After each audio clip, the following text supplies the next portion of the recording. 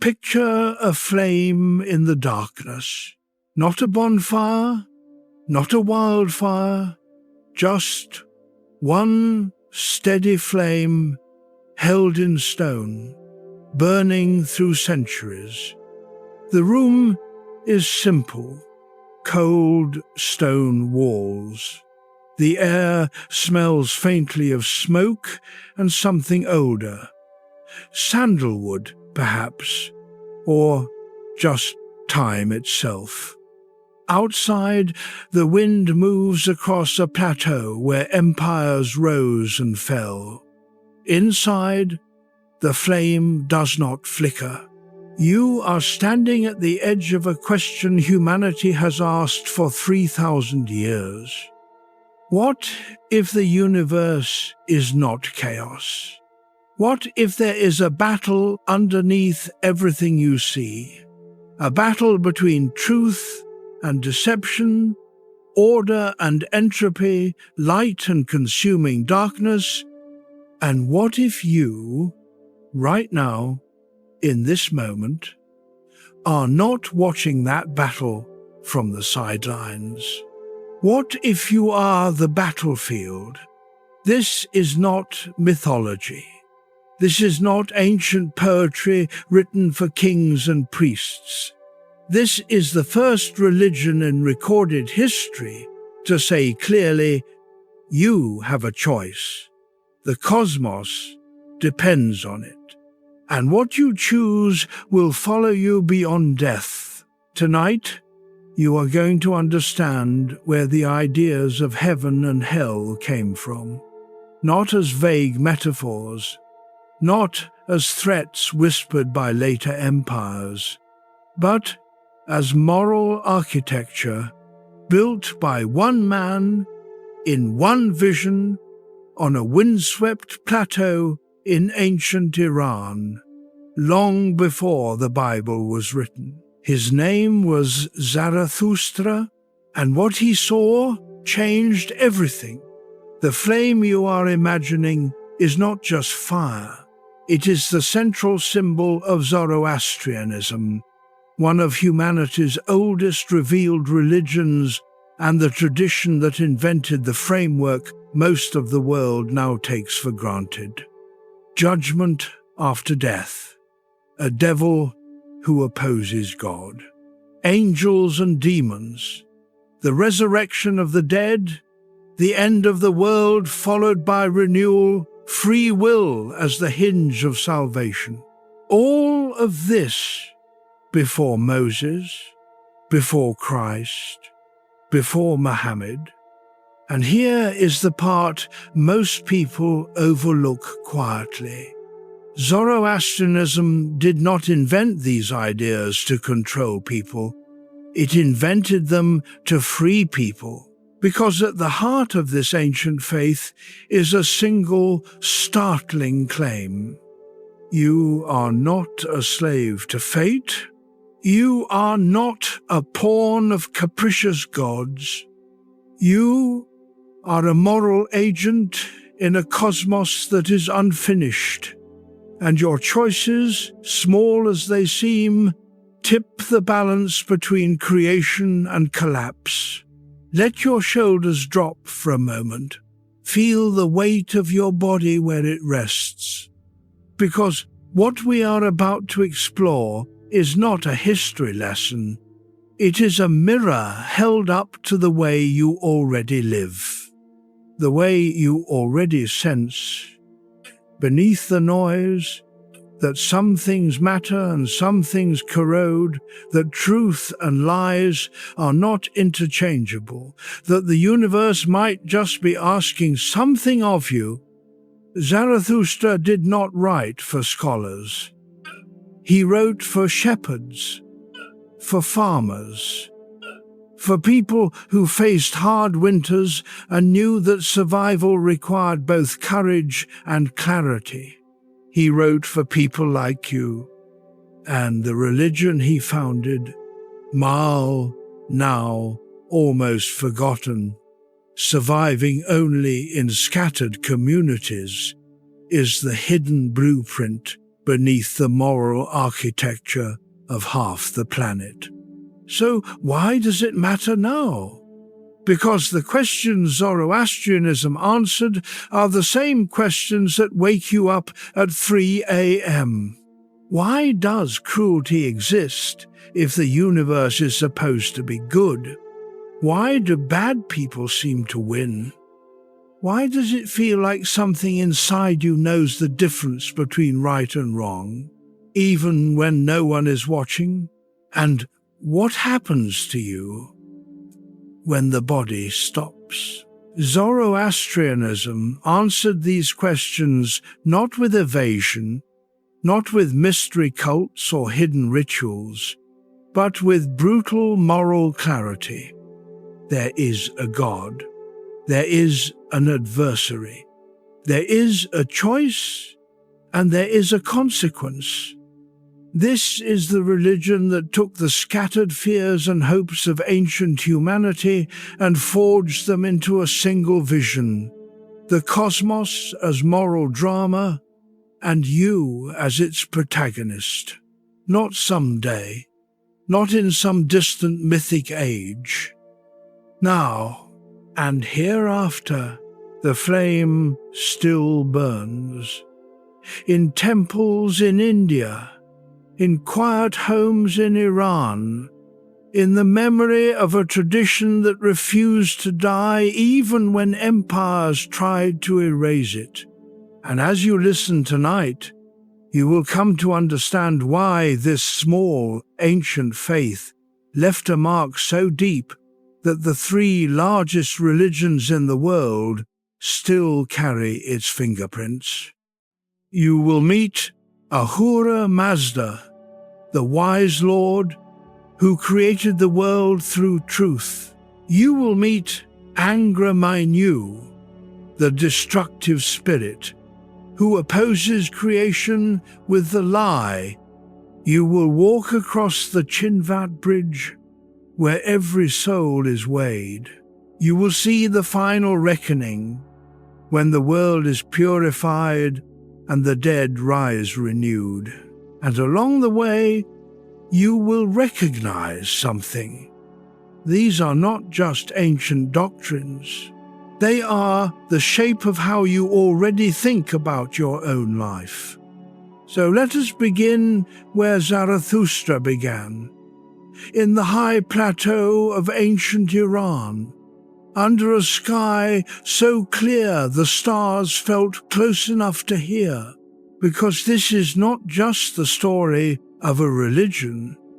This is the story of how humanity learned to see itself as responsible.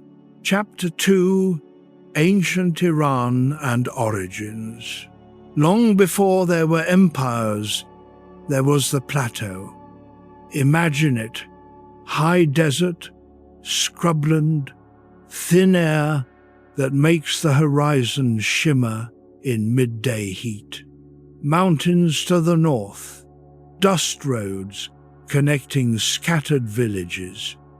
Herds of cattle and sheep moving slowly across land where water is scarce and life is hard. This is ancient Iran. Not yet Persia, not yet the empire that would stretch from Egypt to India, but a collection of tribes, clans, and wandering peoples speaking related languages, sharing related gods. Around 1500 BCE, maybe earlier, maybe later, the texts are not precise. These Indo-Iranian peoples began to settle. Some moved south into India, carrying with them the early seeds of Vedic religion. Others stayed in the Iranian plateau, holding fast to older traditions. And in both places, there were priests. They were called Magi in Iran, Brahmins in India. They memorized hymns. They performed sacrifices. They mediated between the human and the divine. Their religion was polytheistic. Many gods, each governing a piece of the natural world. Mithra, god of contracts and the sun. Anahita, goddess of waters. Vayu, the wind. And above them all, vague and distant, a concept of cosmic order called Asha, truth, rightness, the way things should be. But there was also chaos, a force called Druj, the lie, disorder, decay. Asha and Druj were not gods, they were principles, and the universe, in this early worldview, was a constant tension between them. The priests sang hymns to keep the balance. They lit fires to honor the gods. They slaughtered bulls in ritual feasts, believing the smoke carried offerings to the divine realm. Life was short. Survival was uncertain. Morality, if it existed at all, was tribal. Loyalty to kin, courage in battle, honor to the gods. And then something shifted. Somewhere in this landscape, in a moment history cannot pin down with certainty, a priest was born who would dismantle the entire system. His name, in the oldest form we have, was Zarathustra. Later, Greeks would call him Zoroaster, and that name stuck in the West, but the older form feels closer to the wind-scoured plateau where he lived. We do not know exactly when he lived. Estimates range wildly. Some scholars place him around 1500 BCE, others around 1000 BCE, a few as late as 600 BCE. What we do know is this: he was a priest. He knew the hymns. He performed the rituals. And at some point, he stopped believing in them. Not because he lost faith, but because he had a vision. Now here is the small detail that changes it. Zarathustra did not reject the gods because he was skeptical. He rejected them because he met God. Not gods, God, singular, Ahura Mazda, the wise Lord. And in that encounter, everything he thought he knew about the universe collapsed and reassembled into something sharper, clearer, and infinitely more demanding. Before we go further, let your breath slow for a moment. Notice the air moving in and out, because what Zarathustra experienced was not a comfortable revelation. It was not a mystical high or a warm feeling of cosmic acceptance. It was a jomming, a call that split his life into before and after, and what he saw would ripple forward through time, shaping the moral imagination of billions of people who would never hear his name. The world Zarathustra was born into was animistic, tribal, and transactional. You sacrificed to the gods. They gave you reign, victory, children. If they did not, you sacrificed more or tried a different god. Morality was secondary. Power was primary. But Zarathustra came back from his vision and said, "No, there is one God, one source of all that is good, and that God does not want your sacrifices. He wants your choice." This was revolutionary, not just theologically, but existentially. It meant the universe was not neutral. It meant good and evil were not cultural constructs or tribal preferences. It meant truth and lies were metaphysically real, and you, fragile human that you are, were caught in the middle of their war. The plateau is still there. You can visit it. The dust roads are paved now, the villages grown into cities, the empire's long gone. But the question Zarathustra asked has not aged a single day. If there is a God who is wholly good, why is the world so broken? And if the world is broken, who is responsible for fixing it?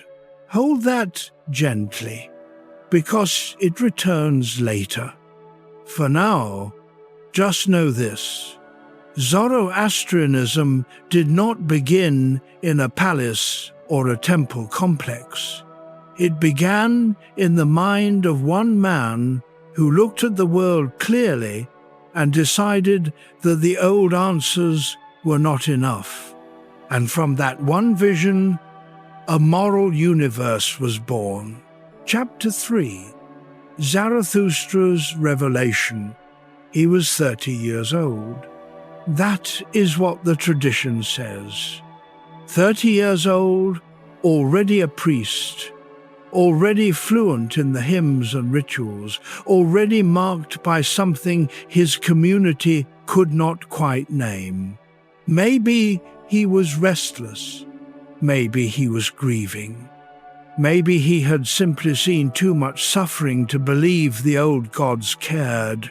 One morning, he went to the river to fetch water for a ceremony. This is where the story begins. The details are sparse, preserved in the Gathas, the oldest hymns of the Avesta, written in a language so archaic that even later Zoroastrians struggled to understand it fully. But the outline is clear. Zarathustra approached the river, and there, on the bank, or in the water, or in the air, the texts are poetic, not literal. He encountered a being of light, not a god, an emanation, a servant of the highest God. Its name was Vohumana, good mind, good thought. And Vohumana asked Zarathustra a question: "Who are you, and what do you seek?" Zarathustra answered, "I seek truth. I seek the order of the world. I seek to understand why suffering exists if the gods are just." And Vohumana said, "Then come." What happened next is described as a lifting, not physical, but perceptual. Zarathustra was brought into the presence of Ahura Mazda, the wise Lord, the one uncreated source of all goodness, light, and truth. And in that presence, Zarathustra understood. The world was not ruled by many gods. It was created by one God, whose essence was Asha, truth, order, righteousness. But there was an adversary, a spirit of destruction called Angra Mainyu, who had chosen from the beginning to oppose creation. Not because he was stronger than God, not because he was equal to God, but because he existed, and because he chose the lie. This is the quieter layer beneath that. Zarathustra did not invent dualism to explain suffering. He received it as a diagnosis. The universe was not broken because God was weak or indifferent. It was broken because there was a real, metaphysical force of negation at work, and that force operated through deception, cruelty, and entropy. And here is the turn. Ahura Mazda, in Zarathustra's vision, did not simply declare war on Angra Mainyu and erase him. He invited humanity to join the fight. Let that sit for a moment. Feel the weight of your body where it rests. Because this is not a mythology where humans are pawns. This is a mythology where humans are soldiers, not in a mindless army, but in a moral coalition where every choice matters. Ahura Mazda told Zarathustra, "I have made the world good. I have given it order, beauty, life.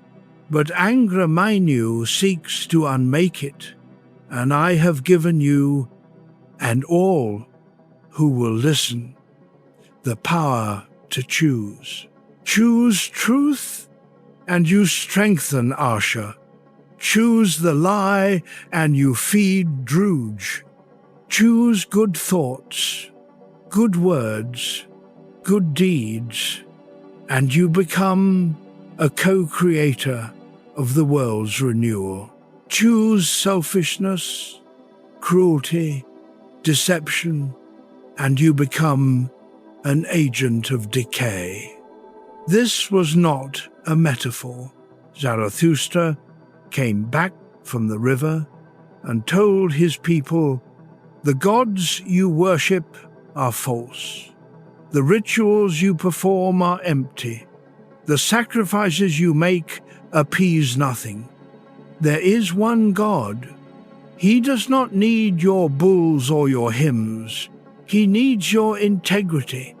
You can imagine how that went over. Most of his community rejected him. His own family, according to some accounts, turned away. For years he wandered, preaching to anyone who would listen. Finally, a king named Vishtaspa heard him and converted. That protection allowed the faith to take root. But Zarathustra's revelation was never about kings or empires. It was about the individual, you, alone, facing the choice between truth and the lie. And this is why his vision still burns.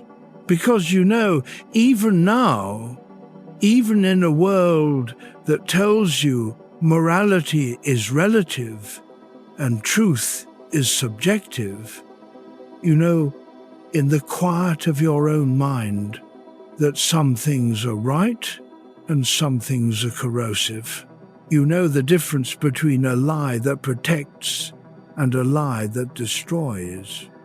You know what it feels like when you betray your own integrity, and you know what it feels like when you hold to it even when no one else notices. Zarathustra's revelation was not a list of rules. It was a recognition. The cosmos is unfinished. God is good. Evil is real. And you are the hinge, not someday, not in theory, now. And the next thought you think, the next word you speak, the next action you take tilts the balance. This is the religion that said, you matter. Not because you are special, but because the universe is counting on you. Chapter 4, Ahura Mazda, Supreme Good. If you had to describe God in one word, what would it be? Powerful? Mysterious? Vengeful? Loving? Zarathustra chose a different word. Wise. Ahura Mazda, the wise Lord. Not the Almighty Lord, though he is that, not the mysterious Lord, though there is mystery in him, but wise, because in Zoroastrianism the defining attribute of the divine is not raw power, it is clarity. Ahura Mazda sees truth.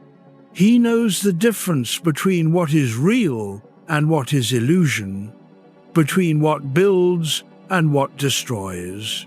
And from that wisdom, he creates.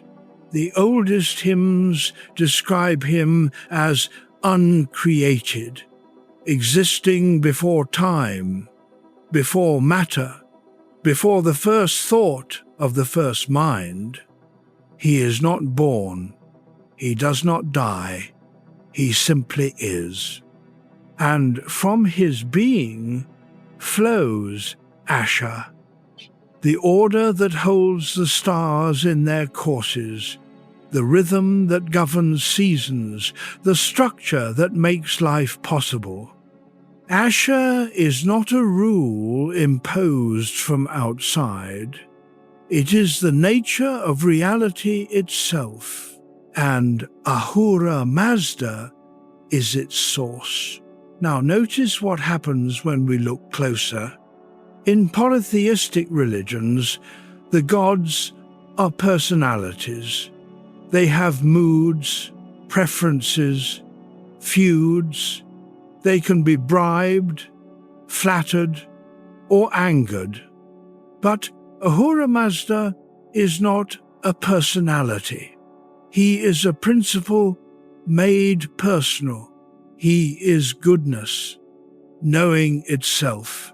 He is truth, conscious of itself. He is order, choosing itself. And because he is these things, he cannot lie. He cannot be cruel. He cannot act against his own nature. This makes Zoroastrianism strange among ancient religions. Most ancient peoples believed in gods who were powerful but not necessarily good. Zeus could be petty, Thor could be drunk and reckless. The gods of Mesopotamia fought among themselves, dragging humans into their conflicts. But Ahura Mazda does not fight for dominance. He does not need to.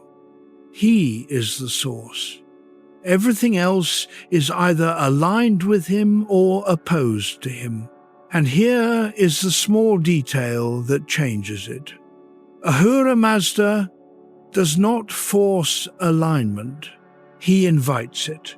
Let your shoulders drop for a moment, because this is where Zoroastrianism becomes not just theology, but psychology. If God is wholly good, and if he does not coerce, then evil cannot come from him. It must come from somewhere else. And freedom. Your freedom to think, to speak, to act must be real, not an illusion, not a script you are following, but a live choice made in real time with real consequences. Ahura Mazda, in the Zoroastrian vision, created the world as a battlefield precisely because he valued freedom more than control. He could have made automatons who obeyed perfectly. He could have made a world without suffering, without conflict, without the possibility of wrong. But that world would have been a prison. So instead, he made a world where choice matters, where good and evil are not abstract concepts but lived realities. And he made humans as partners, fragile, flawed, but capable of aligning with truth. This is not a God who demands worship. This is a God who demands honesty. The prayers of Zoroastrianism do not beg for mercy or plead for intervention. They affirm alignment. I choose good thoughts. I choose good words. I choose good deeds. Not because Ahura Mazda will punish you if you do not, but because the universe you live in was built on truth and lies corrode it. You are not praying to appease a king. You are declaring allegiance to reality. And there is a reason this feels familiar. Because even if you have never heard of Ahura Mazda, you have lived in the moral world he defined. Every time you have felt the difference between a truth that hurts and a lie that comforts, you have touched Asha.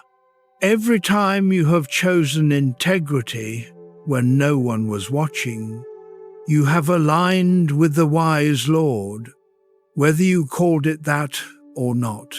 Zoroastrianism did not invent morality, but it was the first religion to say clearly, morality is not tribal preference or cultural conditioning.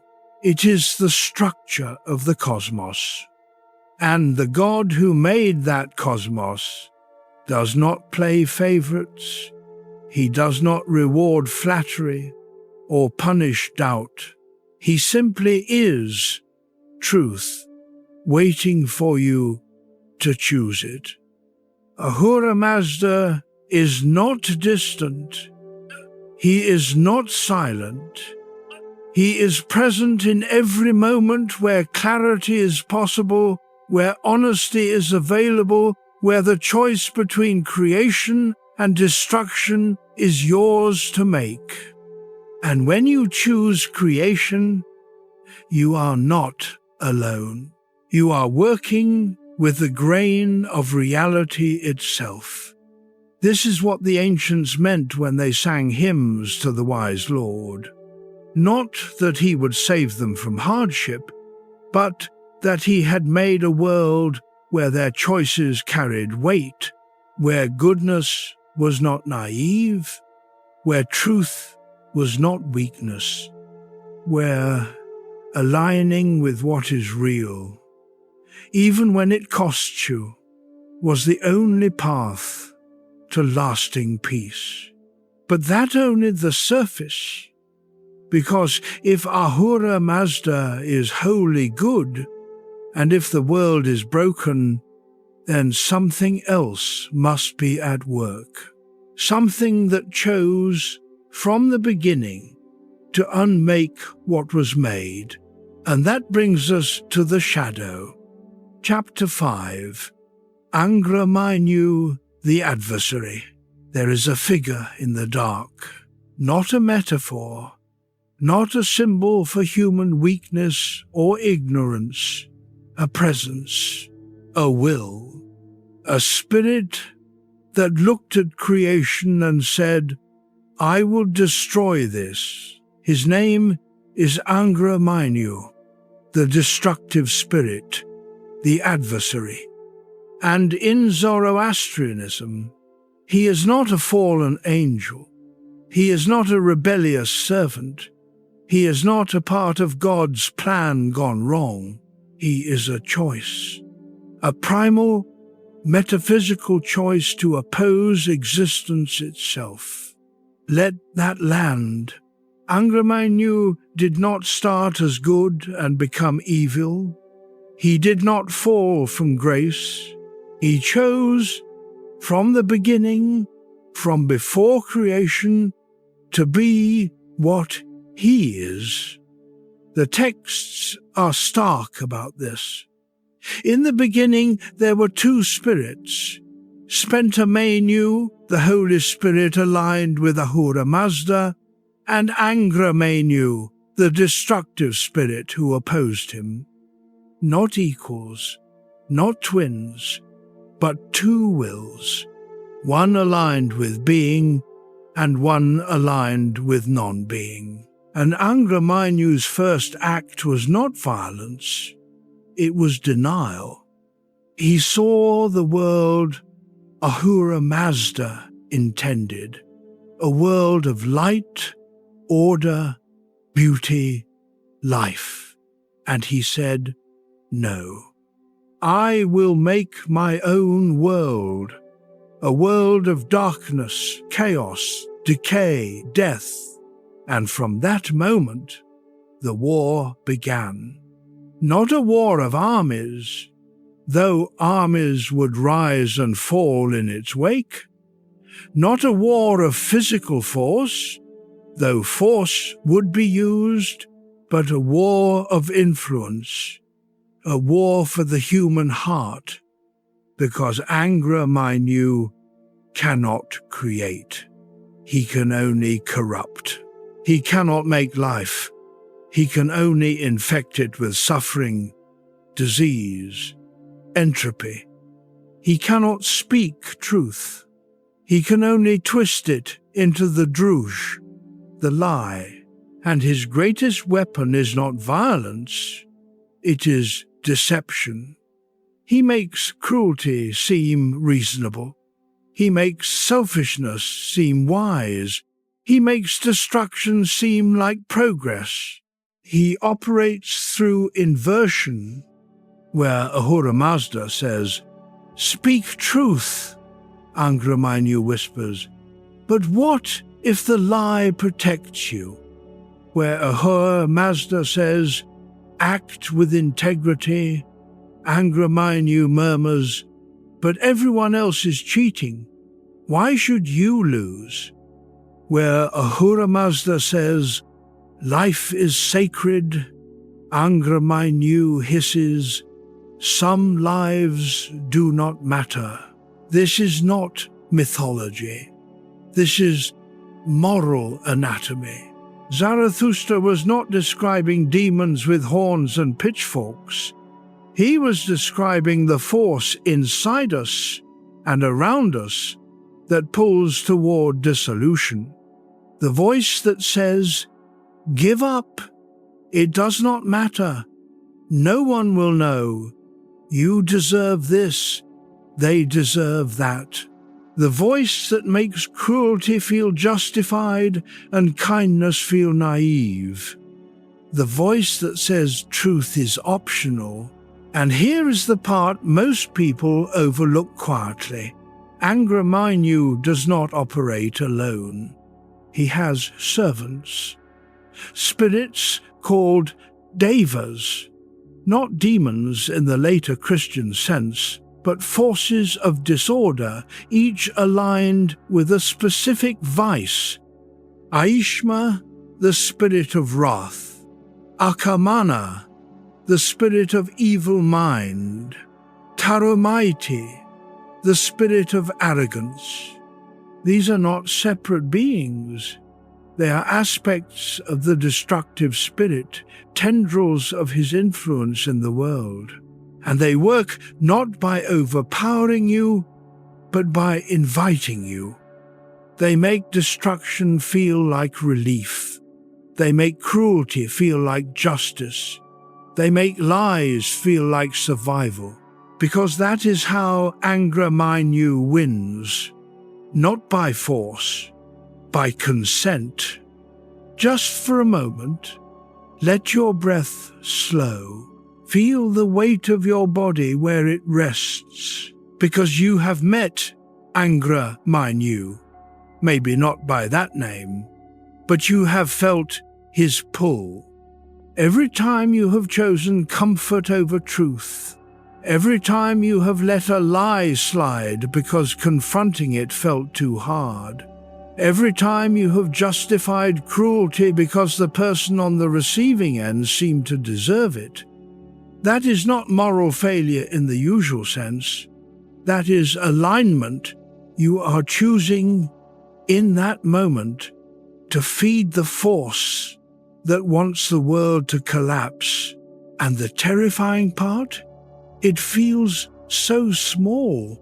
One lie, one cruelty, one moment of looking away.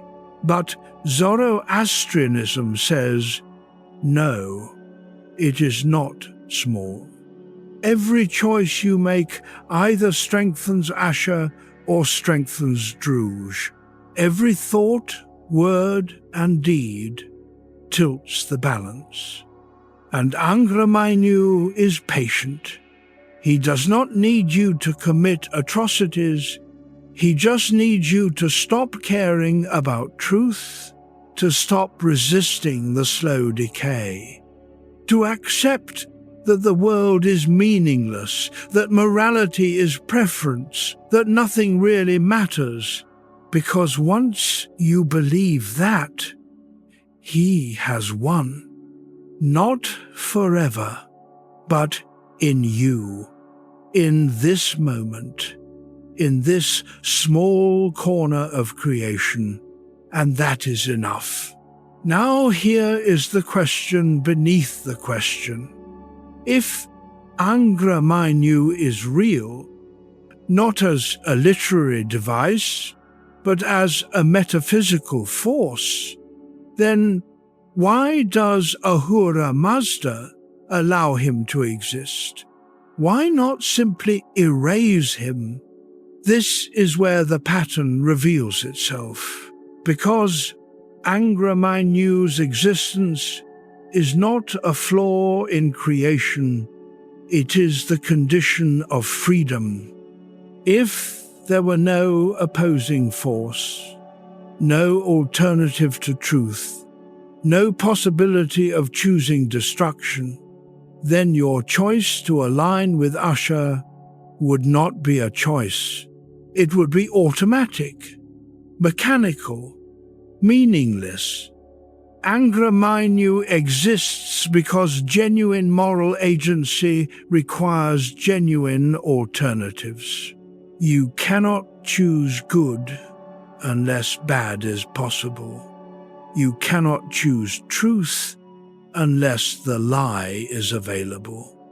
And the cosmos, in Zoroastrian vision, is built on choice, real choice, lived in real time with real consequences. Angra Mainyu is the price of your freedom, and Ahura Mazda pays it willingly, because he values your agency more than his comfort. But this is not the end of the story, because Angra Mainyu is not eternal. He chose non-being, and non-being cannot last. He is doomed, not by God's punishment, but by the nature of reality. Truth outlasts the lie. Order outlasts chaos. Being outlasts non-being. And at the end of time, when the final battle is fought and won, Angra Mainyu will be no more. Not reformed, not redeemed, annihilated. Because that is what non-being does. It collapses into nothing.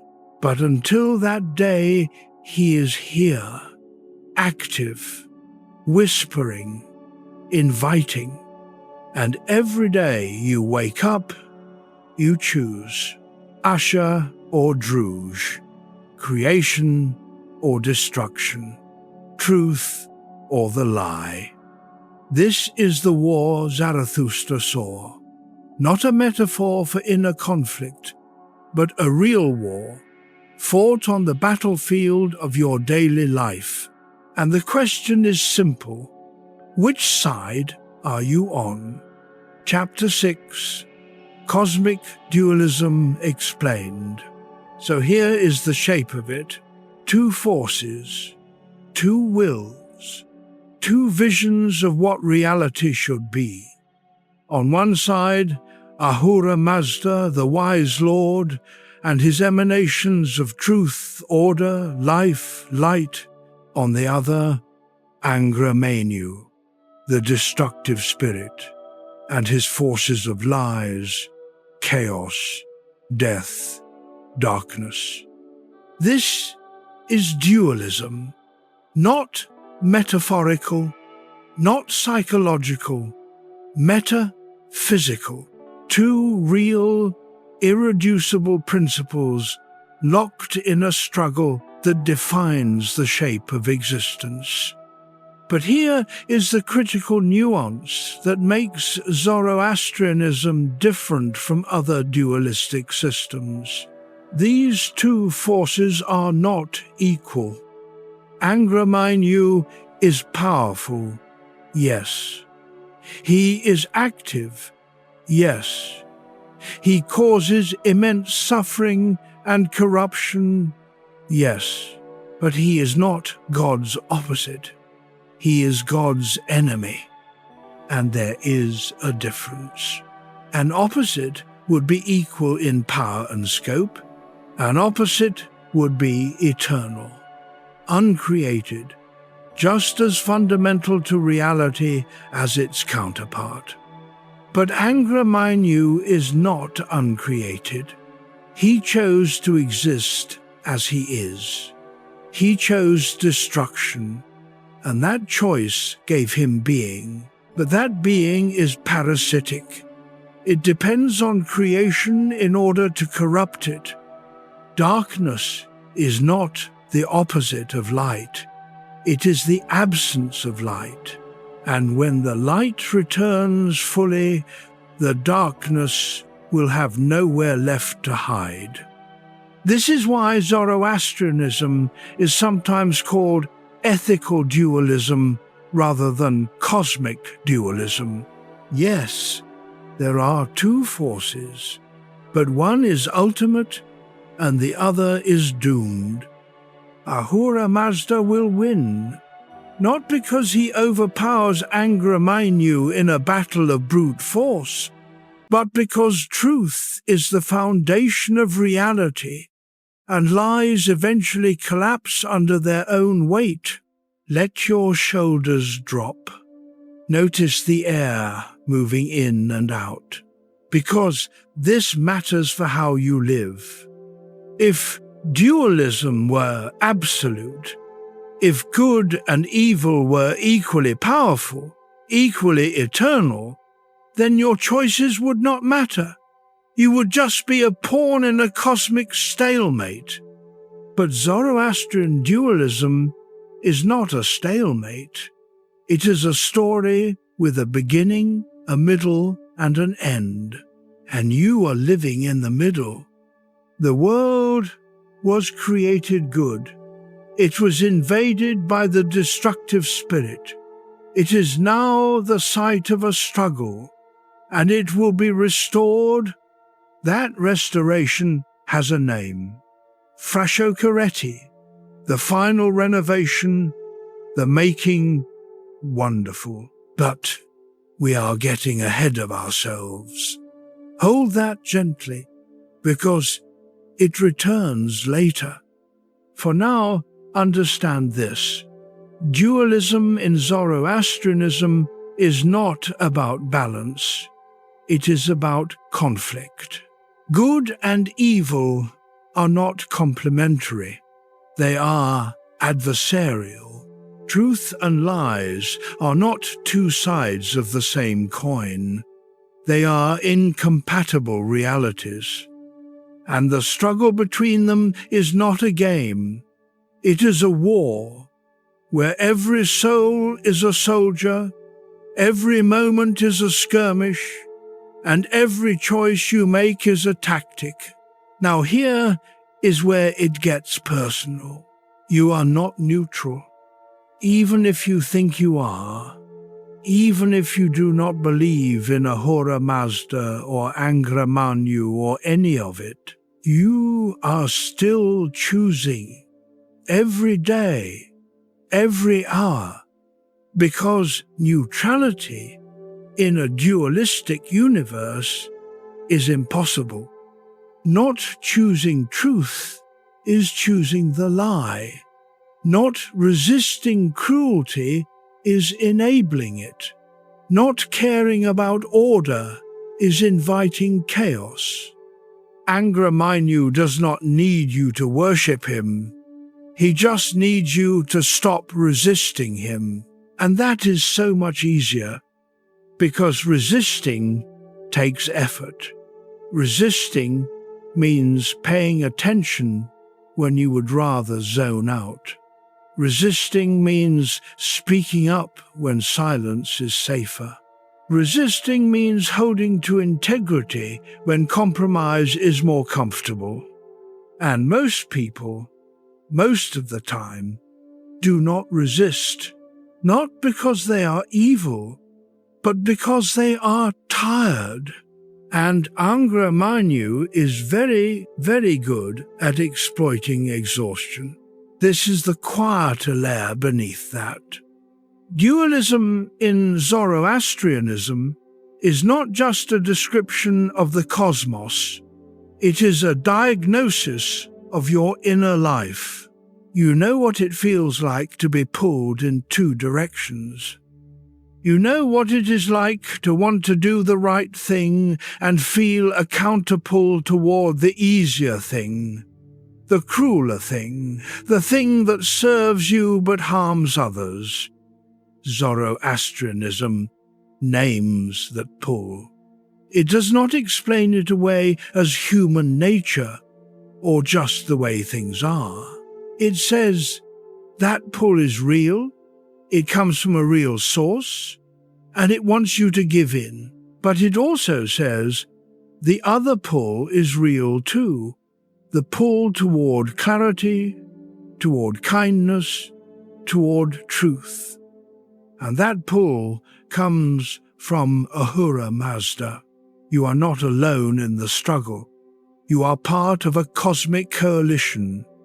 And every time you choose Asha, even in the smallest way, you are advancing the cause of creation. Not saving the world single-handedly, not becoming a saint overnight, just tilting the balance, one choice at a time.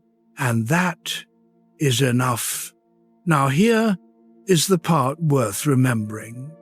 Dualism does not make Zoroastrianism pessimistic. It makes it realistic. It does not pretend evil is an illusion or a misunderstanding. It does not say suffering is just a test or a lesson. It says suffering is real, cruelty is real, the destructive spirit is real, but so is goodness, so is truth, so is the wise Lord, and the war is not over yet. You are here, now, in the thick of it, and what you do matters, not because you are special, but because the universe is unfinished, and you are part of how it finishes.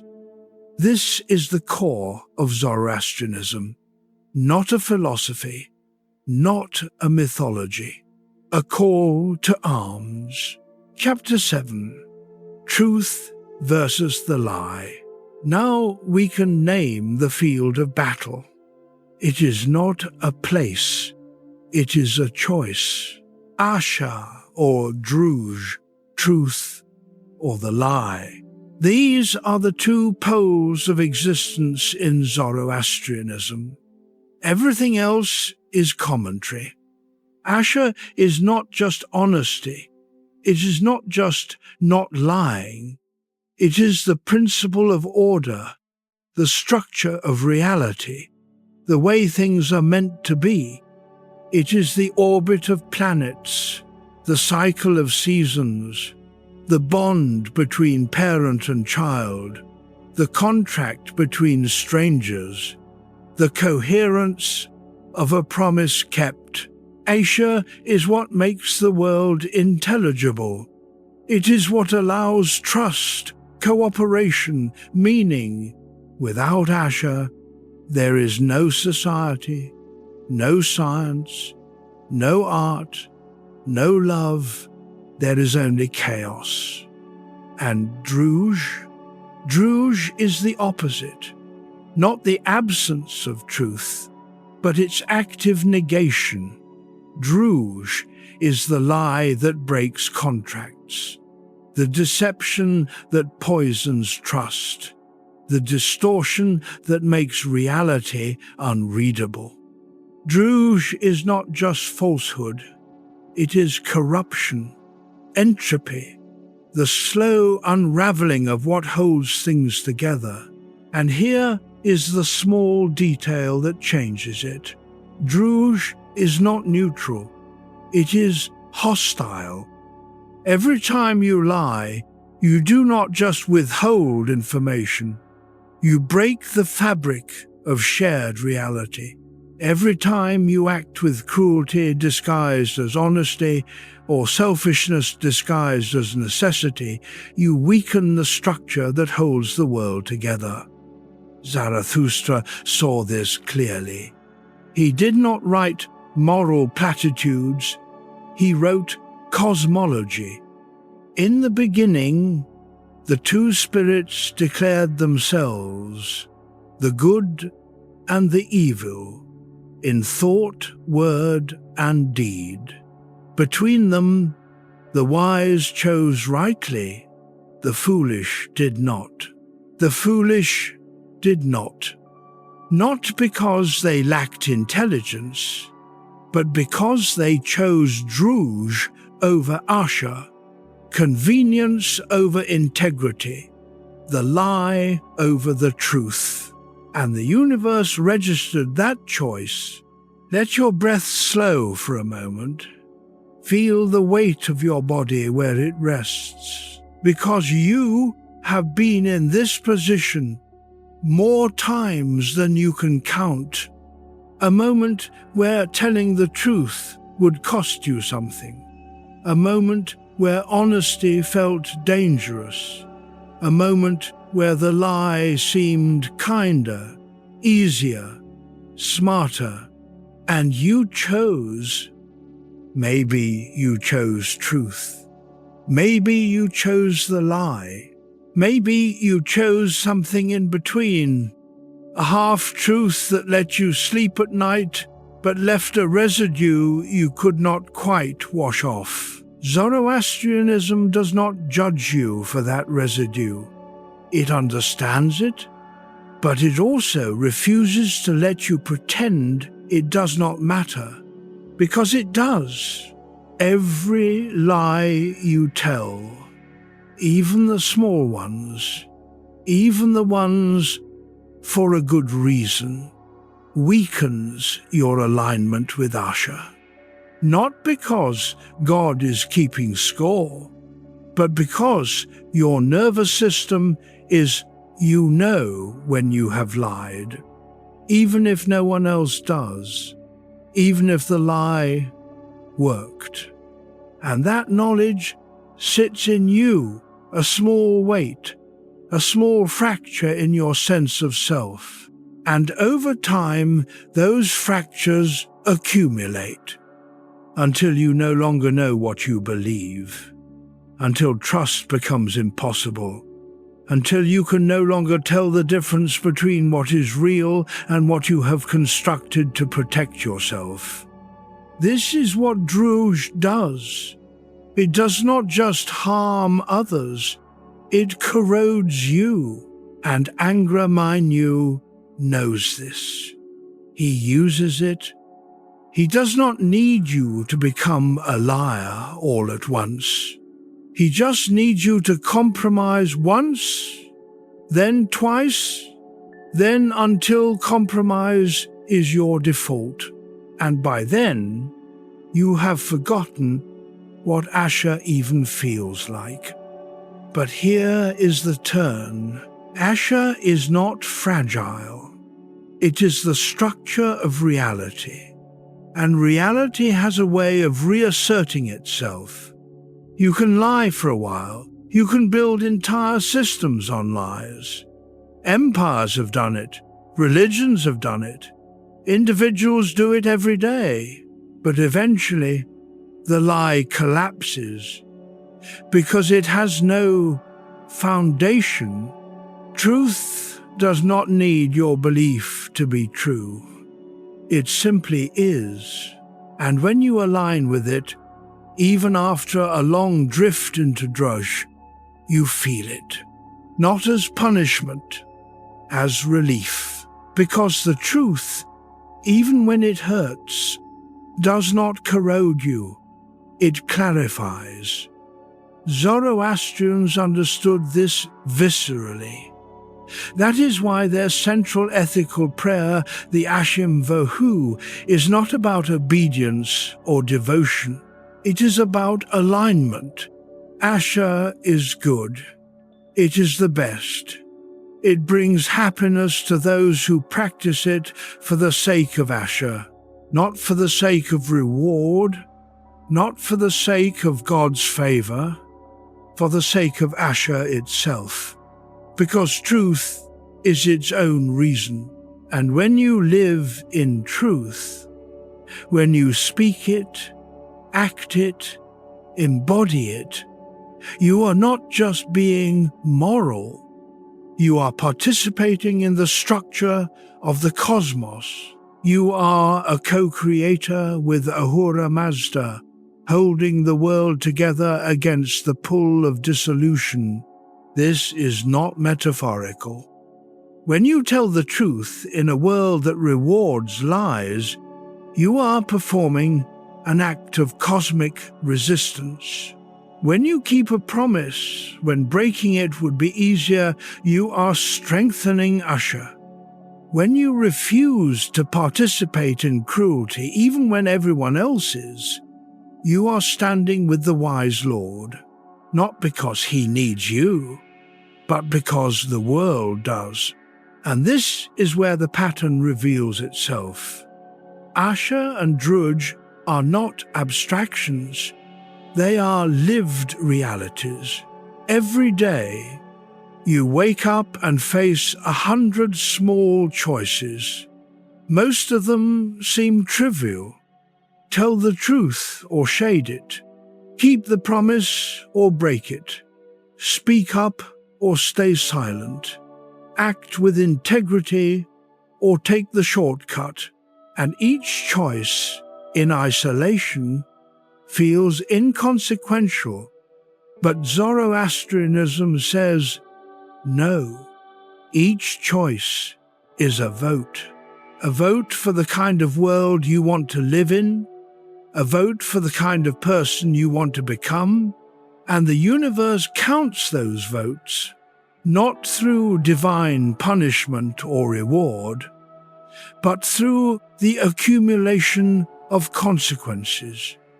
Live in Asher long enough, and you become someone others can trust, someone you can trust. Live in Druj long enough, and you become someone even you cannot believe. And that second fate is worse than any hell, because it means you have lost the one thing that makes you human, the capacity to mean what you say. This is why Zarathustra placed truth at the center, not piety, not sacrifice, not mystical experience. Truth, because truth is the hinge. Everything else follows from it. And the question for you right now is simple. Asher or Druj, the next time you face that choice, and you will, probably within the next 24 hours, which will you choose? Chapter 8, Free Will and Moral Choice.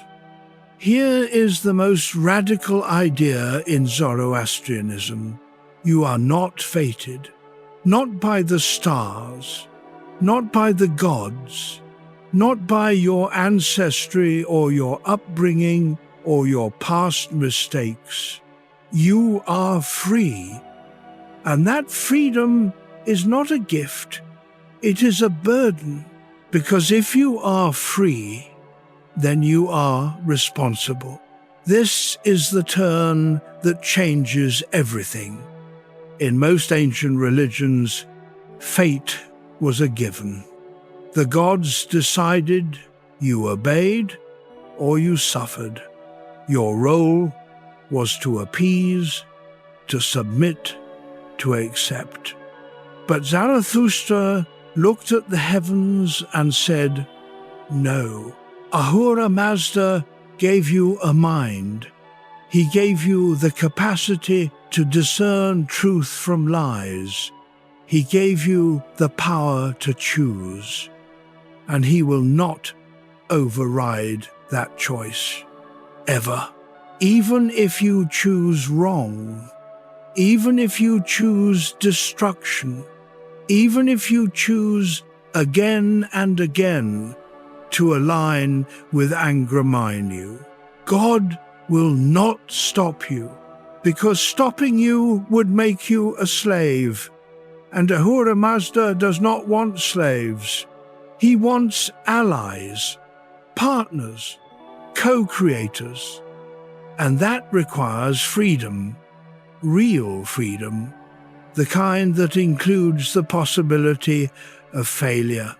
Let that land for a moment. Feel the weight of your body where it rests. Because this is not comfortable theology. This is not God has a plan and everything happens for a reason. This is God made the world good, and you have the power to wreck it or repair it. And he is not going to intervene, not because he does not care, but because caring in Zoroastrianism means respecting your agency. You are not a child to be managed. You are a moral being with the capacity to shape reality. And that capacity is sacred. The texts are clear about this. At the beginning of time, when the two spirits confronted each other, they chose, Spenta Minu chose life, Angra Minu chose death. Neither was forced. Both had alternatives. And when humans were created, they were given the same choice. Not once in some primordial garden, but every day, every moment, Aisha or Droj, truth or the lie, creation or destruction. And no angel, no priest, no scripture can make that choice for you. It is yours, yours alone. Now here is the quieter layer beneath that. Free will in Zoroastrianism is not the same as modern individualism. It is not do whatever you want. It is not there are no consequences. It is you have the capacity to align with truth or to align with lies, and the universe will respond accordingly. Not because Ahura Mazda is watching with a ledger, marking your score, but because reality has a structure, and that structure rewards coherence and punishes incoherence. Think of it this way. If you jump off a cliff, you fall, not because gravity is punishing you, but because gravity is real. If you lie, trust erodes. Not because God is angry, but because trust depends on truth. If you act with cruelty, connection breaks. Not because karma is tracking you, but because cruelty severs bonds. Zoroastrian free will is freedom within a moral ecology. You can choose anything, but some choices nourish life and some choices poison it, and you will live in the world your choices create. This is not punishment, it is physics, moral physics. And the terrifying part, you cannot escape it. You cannot bribe your way out. You cannot sacrifice your way out. You cannot pray your way out. The only way forward is to choose well, again and again, day after day. Good thoughts, good words, good deeds. Not because someone is watching, but because that is how you build a life that does not collapse. Now here is the part worth remembering. Zoroastrianism does not pretend this is easy. It knows you will fail. It knows you will choose druj sometimes. It knows anger manu is persuasive and exhaustion is real. But it also knows this: one wrong choice does not define you. You can choose again. Right now, in this moment, the past is done. The future is not yet here. All you have is now, and in this now, you are free. Free to continue down the path of dissolution. Free to turn back toward Asha. Free to become what you have been. Free to become something else. This is the gift and the curse of free will. It never runs out. It is always available, and it is always demanding. Because freedom is not passive. It is active. It is the ongoing work of choosing, day after day, thought by thought, word by word, deed by deed, and no one can do it for you. Not your family, not your culture, not your God. You alone, facing the choice. And when you stand before the Chinvat Bridge, when your life is weighed and measured, there will be no excuses. Not, I was raised this way. Not, everyone else was doing it. Not, I did not know. Because you did know. Deep down, you always knew the difference between truth and lies, between kindness and cruelty, between building and destroying. You knew, and you chose, and that choice is what you will carry across the bridge. But we are getting ahead of ourselves. Hold that gently, because it returns later. For now, just sit with this. You are free. Terrifyingly, beautifully free. And the question is not whether you will choose. The question is what you will choose. Asha or druj, light or shadow, life or decay. The cosmos is waiting, not with judgment, with attention, and your next choice, the one you make in the next hour, the next conversation, the next quiet moment when no one is watching. That choice is the universe asking you, which side are you on? Chapter 9. The Amesha Spentus. Ahura Mazda does not work alone, not because he needs help, but because creation is relationship, and from his being flow 7 emanations, 7 sacred qualities that shape and sustain the world. They are called the Amesha Spentus, the bounteous immortals.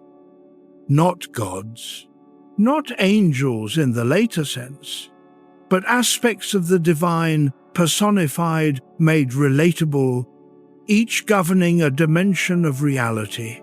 Think of them as the grammar of creation, the principles through which Ahura Mazda speaks the world into being. The first is vohumana, good mind, good thought. This is the emanation Zarathustra met at the river, the one who asked, "Who are you? What do you seek?" Vohumana is clarity, the capacity to see truth, to think clearly, to discern what is real. Without good mind, you cannot choose well.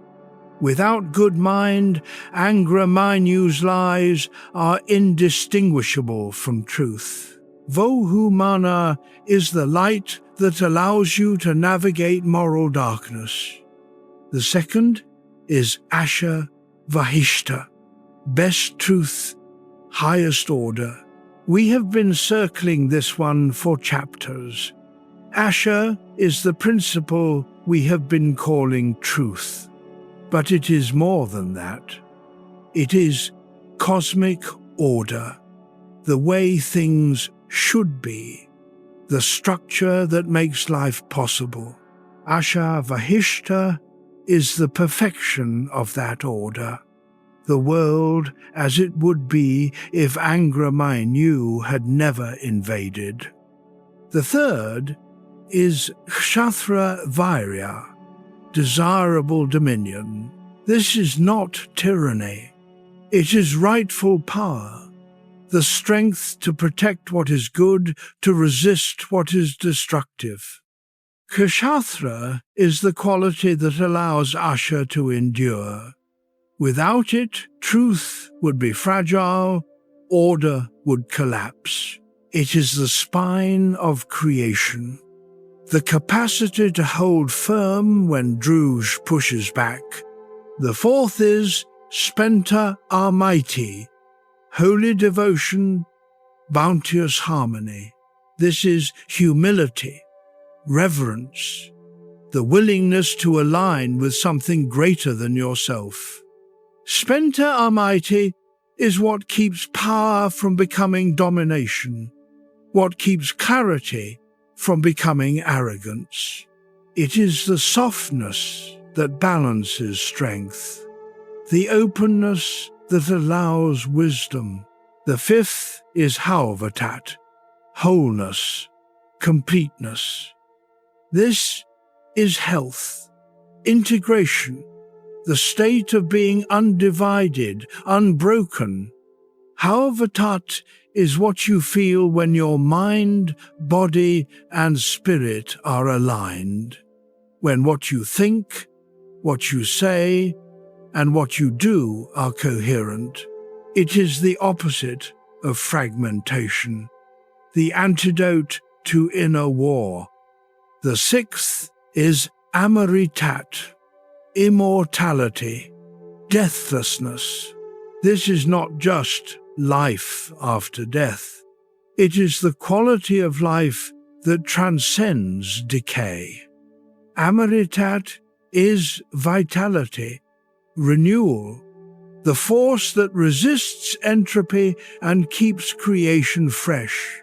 It is the promise that what is true and good will endure, that Angra Mainyu's grip is temporary.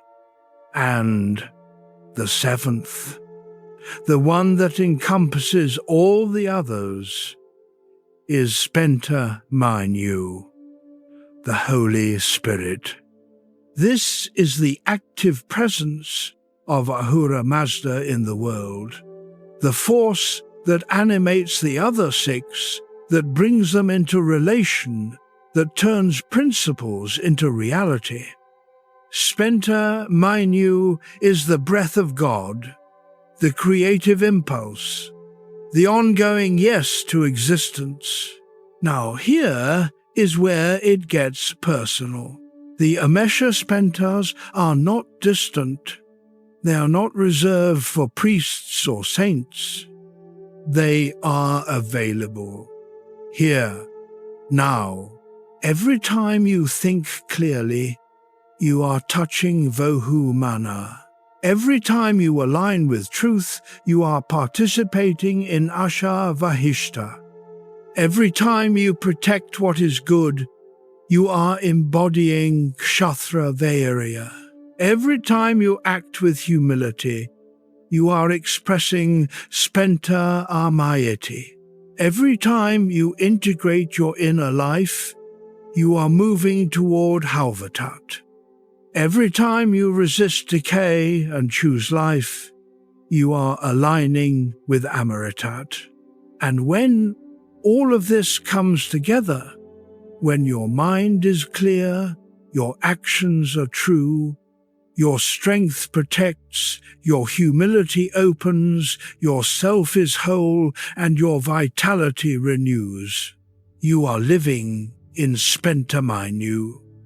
You are a channel for the Holy Spirit, not because you are special, but because you are aligned. Let your shoulders drop. Notice the air moving in and out, because this is not theology for its own sake.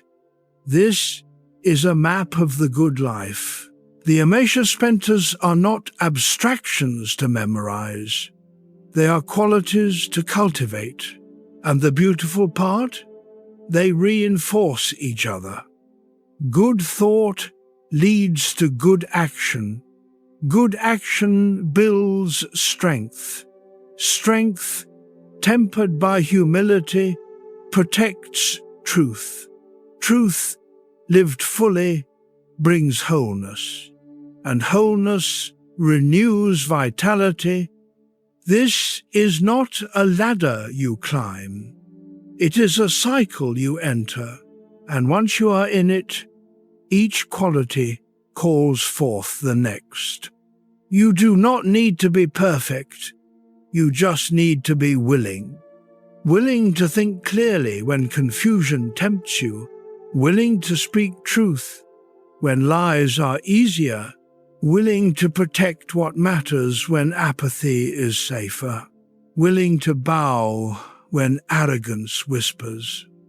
Willing to integrate when fragmentation is familiar. Willing to choose life when decay seems inevitable. And when you do, you are not alone. The Amesha Spentas are with you, not as external beings watching from above, but as dimensions of reality you are participating in. You become a co-creator, a partner in the work of sustaining the world. And that work is never finished. It renews every day, every moment. Good thoughts, good words, good deeds, not once, not as a distant goal, but as a practice, a rhythm, a way of being. This is what Zarathustra meant when he sang of the bounteous immortals. They are immortal not because they exist forever in some distant heaven, but because they are woven into the structure of reality itself, and as long as there is a cosmos, they will be here, waiting for you to align. Chapter 10, Fire as Divine Symbol. Now let us return to the flame, the one we began with. Steady, burning through centuries, held in stone. In Zoroastrianism, fire is not worshipped, but it is revered. Because fire is the visible presence of Aisha, the physical manifestation of truth. Think about what fire does. It transforms, it purifies, it illuminates, it warms, it protects, but it also demands respect. It cannot be controlled absolutely. It consumes what it touches. It reveals what is hidden in darkness. Fire is order made visible, energy taking form. And in a religion that places truth at the center, fire becomes the perfect symbol because fire does not lie. It is what it is. honest, direct, unapologetic. Zarathustra saw this, and he built his entire liturgical practice around it. In Zoroastrian temples, called fire temples, a flame is kept burning continuously, not as an idol, not as a god, but as a focus for prayer, a reminder of the divine order that sustains all things. To stand before the fire is to stand before Asher. To feel its heat is to feel the presence of truth. This is not primitive superstition. This is sophisticated symbolism. The fire is not Ahura Mazda, but it points to him. It reminds you of clarity, of warmth, of the light that drives back shadow. And in a world where Angra Mainyu is always working to obscure, to confuse, to darken, that reminder matters. Let your breath slow. Feel the weight of your body where it rests, because you know what it is like to lose the flame, to lose clarity, to lose warmth, to feel like you are stumbling in the dark, unsure what is true, unsure what matters. Zoroastrians understood that feeling, and they built a practice to counter it. Every day they tended the fire, not out of obligation, out of relationship, because keeping the fire alive was a way of keeping Asher alive in themselves. It was a physical act with metaphysical consequences, and when they prayed before the fire, they were not asking for favors. They were affirming alignment. I choose good thoughts. I choose good words. I choose good deeds. The fire burned as witness, not as judge, as presence. Now here is the small detail that changes it. Fire in Zoroastrianism is not just symbolic, it is also practical. In the ancient world, fire was survival. It cooked food, warmed homes, protected against predators, allowed metalwork and pottery. Without fire, human civilization does not exist. So when Zarathustra elevated fire to sacred status, he was not inventing something new, he was recognizing something essential. Fire is the tool that lifts humanity out of raw nature. It is order imposed on chaos. It is human will shaping the world, and that is precisely what Asher is. Not nature left alone, but nature shaped by truth, by intention, by care. Fire is what happens when you take raw material and transform it into light and warmth.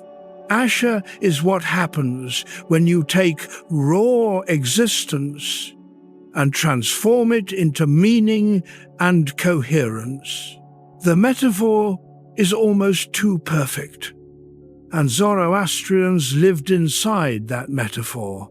They did not just believe in Asher abstractly, they tended it daily in the form of a flame that required attention, fuel, protection. Let the fire go out, and you are in darkness. Let Asher go untended, and you are in Druge. The ritual is the reminder, and there is a reason this feels familiar.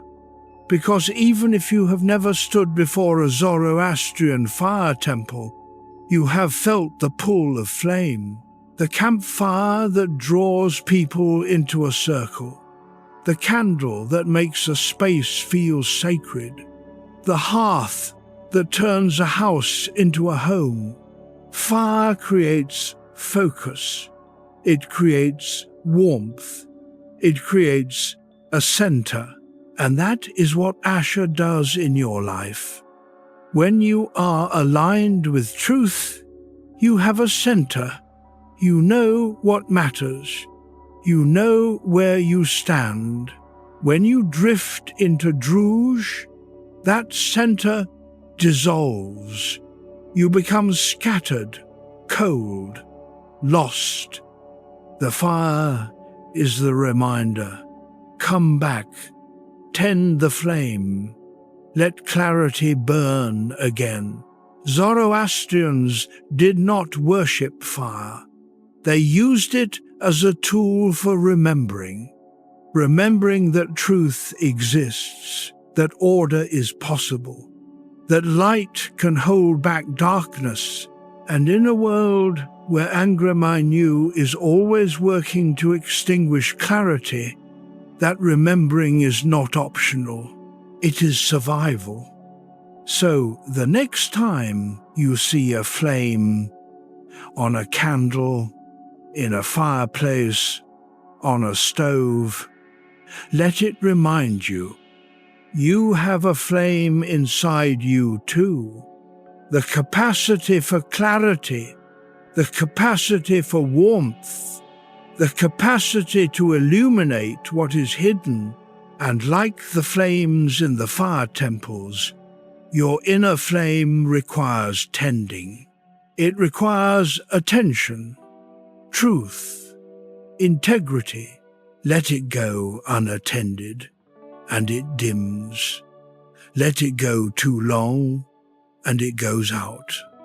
But tend it, even for a moment, and it returns. Because fire, once kindled, wants to burn, and truth, once known, wants to be lived. This is the legacy of the sacred flame, not a relic of an ancient past, but a practice still alive, still burning in the temples and in the hearts of those who remember. And now you remember too. Chapter 11. The Sacred Texts Avesta. Every religion needs a voice, a way to carry its vision across generations, across empires, across the slow erosion of time. For Zoroastrianism, that voice is the Avesta, not a single book, like the Bible or the Quran, but a collection of texts written in stages, preserving hymns, rituals, laws, myths, and prayers in a language so ancient that even later Zoroastrians struggled to fully understand it. The Avesta is what remains after centuries of invasion, persecution, and loss. It is a fragment, a survivor, a whisper of something much larger. Let that sit for a moment.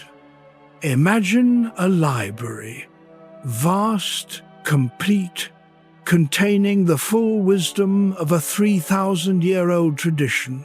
Now imagine that library burned, repeatedly, first by Alexander the Great, who conquered Persia and, according to tradition, destroyed the original texts. Then by centuries of upheaval as Zoroastrianism declined and Islam rose. What you have now is a fraction, maybe a quarter, maybe less, of what once existed. But what remains is extraordinary. The Avesta is divided into several sections, each serving a different purpose. The most important, the most sacred, the oldest, is the Yasna. This is the liturgy, the core prayer cycle used in Zoroastrian worship. And within the Yasna embedded like a jewel, are the Gathas. The Gathas are the hymns of Zarathustra himself, his own words, or as close as we can get. 17 hymns composed in an archaic dialect, dense with metaphor, poetic, cryptic, and utterly uncompromising. These are not sermons, they are confrontations. Zarathustra speaks directly to Ahura Mazda, asking questions, demanding clarity, declaring allegiance. He speaks to his people, challenging them to choose, to wake up, to stop clinging to false gods and empty rituals. He speaks to Angra, naming him, denouncing him, refusing to pretend he does not exist. The Gathas are raw. There is no mediation, no priestly politeness, no softening of the stakes. This is a prophet in the wilderness, speaking truth to a world that does not want to hear it. And that voice, fierce, uncompromising, utterly certain, is what gives Zoroastrianism its spine. Now here is the quieter layer beneath that. The Gathas are hard to read. Even scholars argue about their meaning. But the difficulty is part of the point. Zarathustra was not writing for mass consumption. He was writing for those who were willing to struggle, to think, to choose. He was writing for people who could handle ambiguity without collapsing into relativism. People who could hold complexity without losing clarity. And if you cannot do that, if you need everything spelled out, every question answered, every mystery resolved, then the Gathas are not for you. But if you can sit with uncertainty while holding to truth, if you can live in the tension between what you know and what you do not know, then the Gathas open, not as a rule book, as a mirror. The rest of the Avesta is easier to approach. The Visparad is an expansion of the Yasna, adding more prayers and invocations. The Vendidad is a priestly manual, full of purity laws, exorcisms, and rules for maintaining order in a world infected by Druj. It is dense, repetitive, sometimes bizarre to modern readers, but it served a purpose. It kept the community intact when everything else was falling apart. The Yashts are hymns to the Yazatars, the lesser divine beings, each associated with a natural force or moral quality. And the Corde Avesta is a collection of short prayers for daily use, the texts ordinary Zoroastrians would memorize and recite. Together, these texts form a liturgical ecosystem, a way of structuring time, focus, and intention around the core vision Zarathustra articulated. Let your shoulders drop. Notice the air moving in and out, because here is what matters for you. The Avesta is not scripture in the sense of God dictated these words and you must obey them. It is more like a training manual, a set of practices, invocations, and frameworks designed to help you align with Asher. You do not read the Avesta to learn facts. You recite it to shape your mind. The repetition is not mindless. It is formative. When you say, every day I choose good thoughts, good words, good deeds, you are not informing God of your intentions. You are reminding yourself, training your nervous system, building a habit of alignment. And over time, that habit becomes identity. You become someone who thinks clearly, speaks truthfully, acts with integrity, not perfectly, but directionally, and that is enough. This is the genius of the Avesta. It does not just tell you what to believe, it gives you a practice for becoming the kind of person who can believe it. And in a world where belief is cheap and action is hard, that matters. The Avesta survived because people kept reciting it, generation after generation, even when persecution made it dangerous, even when the empire that supported it collapsed, even when the language became incomprehensible. They kept reciting, because the words carried something more than meaning. They carried presence, connection, a thread back to Zarathustra, back to the wise Lord, back to the vision of a cosmos where your choices matter. And as long as the words were spoken, the vision lived. This is not just history, it is instruction. Because you, too, need words that remind you who you are. Words that cut through the noise and point you back to what matters. Words that are not just information, but invocation. The Avesta was that for Zoroastrians. And whether you ever read a single line of it, you can understand the principle. Find the words that align you. Speak them daily, not as magic, as practice.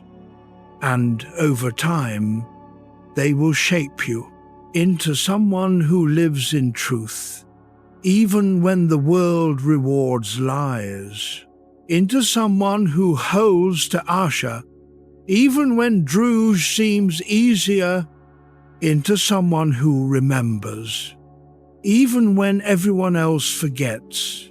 This is what the Avesta was for. This is what it still does for those who are willing to let it. Chapter 12. Yasna and the Gathas. Now we go deeper, into the heart of the Avesta, into the Yasna, into the Gathas. The Yasna is a ritual, a ceremony, a liturgical structure that frames the act of worship. It takes hours to perform in full, 72 chapters, prayers, invocations, offerings, recitations. It is performed by priests in fire temples with precise gestures and ancient formulas. But at its core, the Yasna is not about the priests. It is about presence, making space for Ahura Mazda, for the Amesha Spentas, for Asha to be recognized, affirmed, invited. The word Yasna means worship, but not worship as submission. Worship as attention, paying attention to what is sacred, to what is true, to what sustains the world. And embedded in this long liturgy, like a heartbeat, are the Gathas, 17 hymns, maybe 5 or 6 chapters worth of text, but they are the soul of the entire tradition. Everything else in Zoroastrianism is commentary on the Gathas, expansion, clarification, application, but the Gathas are the source. Let me give you a taste. In the beginning, the two spirits, who are the well-endowed twins, were known through dream as good and evil in thought, word, and deed. Between them, the wise chose rightly, the foolish did not. That is Yasna 30, the most famous passage in the entire Avesta. And notice what it does not say. It does not say God created both good and evil. It does not say evil is an illusion. It does not offer comfort or reassurance. It simply states the fact there are two forces, and you must choose. And if you choose wrong, you are a fool. Not evil, not cursed, just foolish. Because choosing Druj over Asher is not sophisticated. It is not clever. It is not even interesting. It is just dumb. Now here is the part worth remembering. The Gathas are not gentle. They are not pastoral. They are not designed to make you feel good. They are designed to make you awake. Zarathustra speaks with the urgency of someone who has seen the stakes clearly. He knows Angra Mainyu is real. He knows the world is in danger. He knows most people will not listen, and he does not soften his message to win them over. He just speaks truth, bluntly, repeatedly, without apology. And those who have ears to hear, hear. Another passage. O Mazda, reveal to me the best course of action. Let me know through Asher the way of good mind. Give me the strength through dominion to do what is right. This is Yasna 34, a prayer, but not a begging prayer. It is a request for clarity, for alignment, for the capacity to act in accordance with truth. And notice, Zarathustra does not ask Ahura Mazda to do the work for him. He asks for revelation, for knowledge, for strength, and then he will act. This is partnership, not dependency.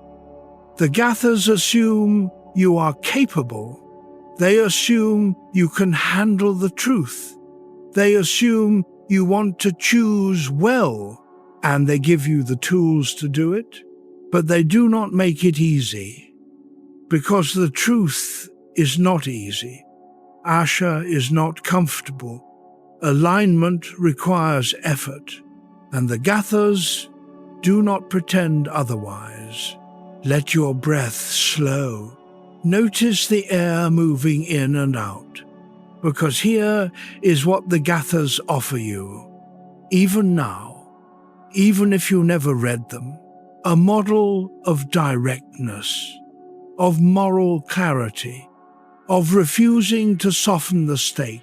You live in a world that is allergic to bluntness, a world that values comfort over truth, politeness over integrity, consensus over conviction.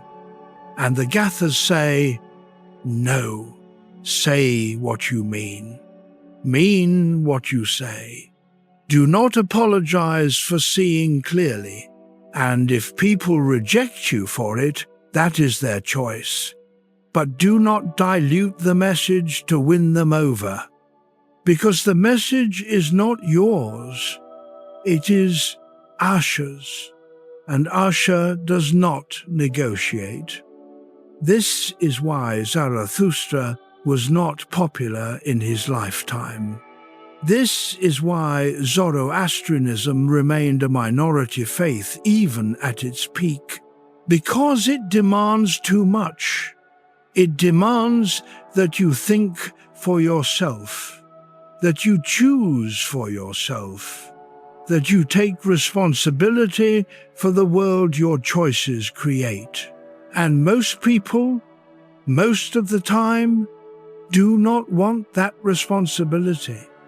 They want someone else to decide, someone else to be accountable, someone else to carry the weight. But Zarathustra says, no, you carry the weight because you are free, and freedom is heavy. The Gathas do not offer escape from that weight. They offer a framework for carrying it. Good thoughts, good words, good deeds, not as a slogan, as a practice, every day, every moment, until it becomes who you are. And when you stumble, because you will, you return to the framework, not with self-flagellation, not with despair, just with clarity. I chose wrong. Now I choose again. And you move forward. This is the path the Gathas lay out, not a destination, a direction. And as long as you are moving toward Asia, you are on the path, even if you are slow, even if you fall, even if you doubt. The direction matters more than the speed, and the Gathas know this. They do not promise perfection, they promise purpose. And for those willing to walk the path, that is enough. Chapter 13. Ritual, Purity, Order. Zoroastrianism is not just belief, it is practice. And one of the most distinctive features of that practice is its emphasis on purity. Not moral purity, though that matters. Physical purity. The body, the environment, the ritual space, all of it must be clean, not because Ahura Mazda is squeamish, but because purity is order, and order is Asha. Let me explain. In Zoroastrian cosmology, Angra Mainyu operates through contamination. He infects, he corrupts, he spreads Druj like a disease, and his primary vectors are death, decay, and filth. A corpse, in Zoroastrian thought, is not just a body that has stopped, it is a site of active corruption. Angra Mainyu enters it immediately, and from that entry point, Druj spreads. This is why Zoroastrians do not bury their dead in the earth or burn them in fire. To bury the dead would pollute the sacred earth. To burn them would pollute the sacred fire. Instead, they used towers of silence, open structures where bodies were laid out for vultures and the elements to consume. It sounds harsh, but the logic is clear. Better the body return to nature cleanly than pollute the elements sacred to Ahura Mazda. This same logic extends to everything. Water must be kept clean. Fire must be kept pure.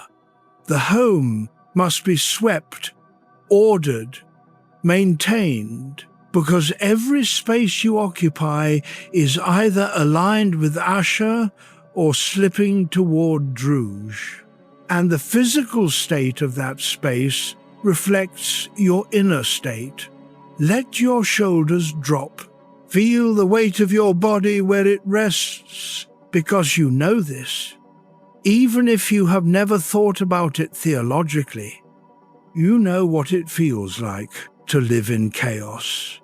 A messy room, a cluttered desk, a body unwashed and unkempt. That chaos is not neutral. It affects your mind. It makes clarity harder. It feeds a sense of overwhelm. And Zoroastrians understood this viscerally. They built rituals around order, not as punishment, as protection. The Vendidad, one of the sections of the Avesta, is full of these rituals. How to purify after contact with a corpse. How to cleanse a house after illness. How to maintain boundaries between the sacred and the profane. To modern readers, it can seem obsessive, neurotic even. But the underlying principle is sound. You cannot align with Asia if your environment is drenched in drooge. You cannot think clearly if your body is neglected. You cannot act with integrity if your space is in disorder. The outer reflects the inner, and the inner is shaped by the outer. This is not superstition, it is ecology, moral ecology, and the rituals of purity are not ends in themselves. They are tools for maintaining alignment. When you wash before prayer, you are not removing literal demons. You are creating a threshold, a boundary between the chaos of daily life and the clarity of sacred attention. When you tend your home, you are not just cleaning, you are practicing Asia, ordering your environment, creating space for truth to breathe.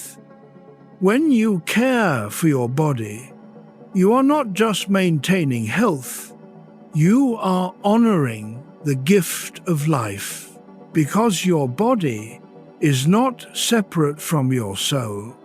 It is the instrument through which your soul acts in the world. And if that instrument is neglected, your capacity to act diminishes. Now here is the turn. Ritual in Zoroastrianism is not about earning God's favor. It is about creating conditions. Conditions for clarity, conditions for strength, conditions for alignment. You do not purify yourself so Ahura Mazda will love you. He already does. You purify yourself so you can act effectively in the struggle against drudge. Because drudge thrives in chaos. It thrives in neglect.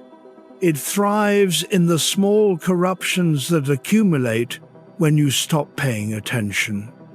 And the rituals, boring, repetitive, seemingly trivial, are how you resist that accumulation. You wash, you sweep, you light the fire, you pray. Not once, not when you feel like it, daily, consistently, as a practice. And over time, that practice builds a foundation of order, a foundation of clarity, a foundation strong enough to stand on when everything else is shaking. This is what the rituals were for. This is what they still do, for those willing to do them. And here is the invitation for you. You do not need to become a Zoroastrian to benefit from this principle. You just need to recognize it. Your environment matters. Your body matters. Your routines matter. Not as ends in themselves, but as foundations for the kind of life you want to live. If you want clarity, create space for it. clean your room, organize your desk, wash your body. If you want strength, care for yourself. Eat well, sleep well, move your body. If you want integrity, build rituals that remind you who you are. Morning prayers, evening reflections, weekly check-ins. These are not distractions from the spiritual life. They are the spiritual life because spirit is not separate from matter. Spirit works through matter, and when matter is disordered, spirit struggles to act. This is the wisdom of Zoroastrian purity laws. Not repression, not neurosis. Just clear-eyed recognition that order matters. And that order requires tending. So tend it, daily, gently, without perfectionism, and watch how clarity returns, how strength builds, how alignment becomes possible again. This is the path, not glamorous, not mystical, just practical, daily, real, and that is enough. Chapter 14, Heaven and the Chinvat Bridge. Now we come to the moment after death, the moment every religion must address, the moment every human wonders about. What happens when the body stops? Zoroastrianism answers clearly, more clearly than almost any tradition before it. There is a bridge. Its name is Chinvat, the bridge of separation, the bridge of the requitor. It spans the void between this world and the next, between time and eternity, between unfinished and finished. And every soul, without exception, must cross it. Picture it, a narrow span, suspended over nothing. No handrails, no guide, just you and the bridge. And at the midpoint, you are met, not by Ahura Mazda, not by angels with trumpets, but by a figure, a presence. Her name is Diana, and she is you. Let that land. Dana is your conscience, your moral self, the accumulation of every choice you made, every word you spoke, every deed you performed. If you lived in Asha, Dana appears as a beautiful maiden, radiant, welcoming. She takes your hand and guides you across the bridge, which widens beneath your feet. The crossing is easy. And on the other side is the house of song, Garothman, heaven, a place of light, joy, peace, and the presence of Ahura Mazda, not as escape, but as reward, as arrival, as the natural consequence of a life lived in truth. But if you lived in Druj, Dana appears as a hag, withered, ugly, a mirror of the corruption you chose. She does not guide you, she repels you, and the bridge narrows. It becomes thin as a razor's edge. You lose your footing, you fall into the house of lies, Dujhu, hell, a place of darkness, cold, isolation, and torment, not as punishment inflicted by God, but as the natural consequence of a life lived in lies. Now here is the small detail that changes it. The bridge does not judge you. Dana does not judge you. Even Ahura Mazda does not judge you. You judge yourself, your own conscience, shaped by your own choices, becomes the verdict. If you know deep down that you lived with integrity, the bridge holds. If you know deep down that you betrayed truth, the bridge collapses.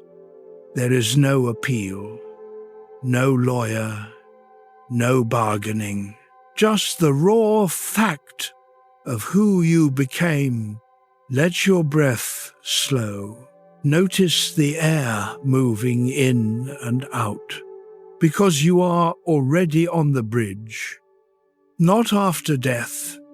Now, every choice you make is a step. Every lie narrows the path. Every truth widens it. And when death comes, you will simply continue walking the path you have already built. This is not metaphor. This is Zoroastrian cosmology. But it is also psychology. You know what it feels like to betray yourself. You know the weight of a lie you cannot undo, a cruelty you cannot take back, a choice you wish you had not made. That weight is Dana forming. That weight is the bridge narrowing. And you also know what it feels like to live in integrity, to keep a hard promise, to tell a costly truth, to act with kindness when cruelty would have been easier. That lightness is Dana forming too. That lightness is the bridge widening. The afterlife in Zoroastrianism is not arbitrary.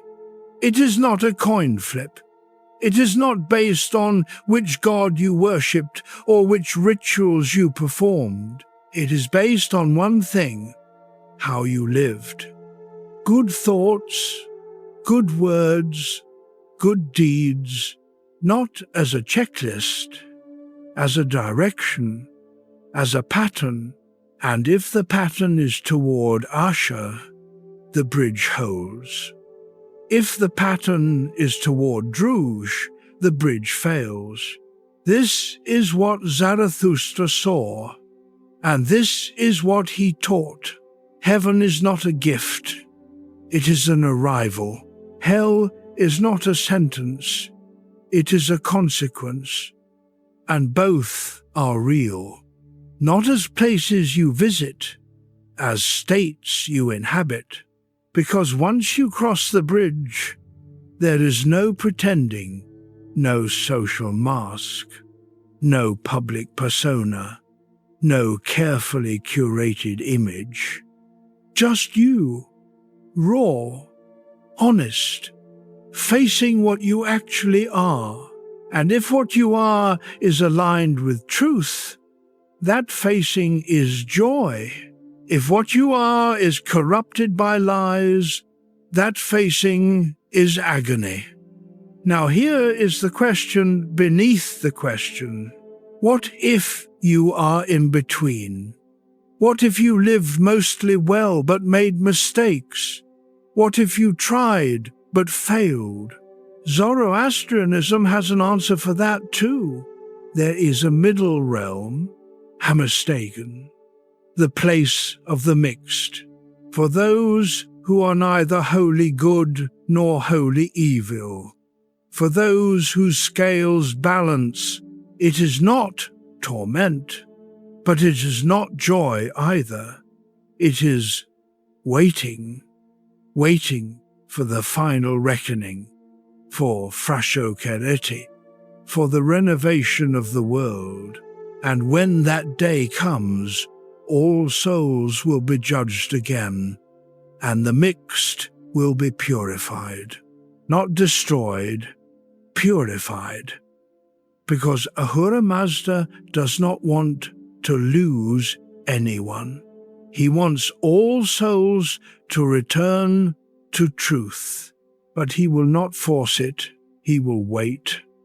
And in the meantime, you are here, alive, choosing, and the choices you make now are shaping the self you will meet on the bridge. So the question is simple. Who do you want to meet? A radiant guide who leads you into light, or a withered reflection of compromises you wish you had not made? The answer is not in some distant future. It is being written now, in the next thought, the next word, the next deed. And the bridge is waiting. Chapter 15, Hell and Moral Consequence. Let us not look away. If there is a heaven, there is a hell, and Zoroastrianism does not soften this. Hell is real. Duj-hu, the house of lies, and it is not a place of physical torture, not in the way later traditions imagined. It is worse. It is the experience of knowing fully and unavoidably what you did and who you became. Imagine this. You cross the Chinvat Bridge. You meet Dana. She is withered, ugly, repulsive, because that is what your choices made her. You fall. Not into fire. Not into a pit with demons.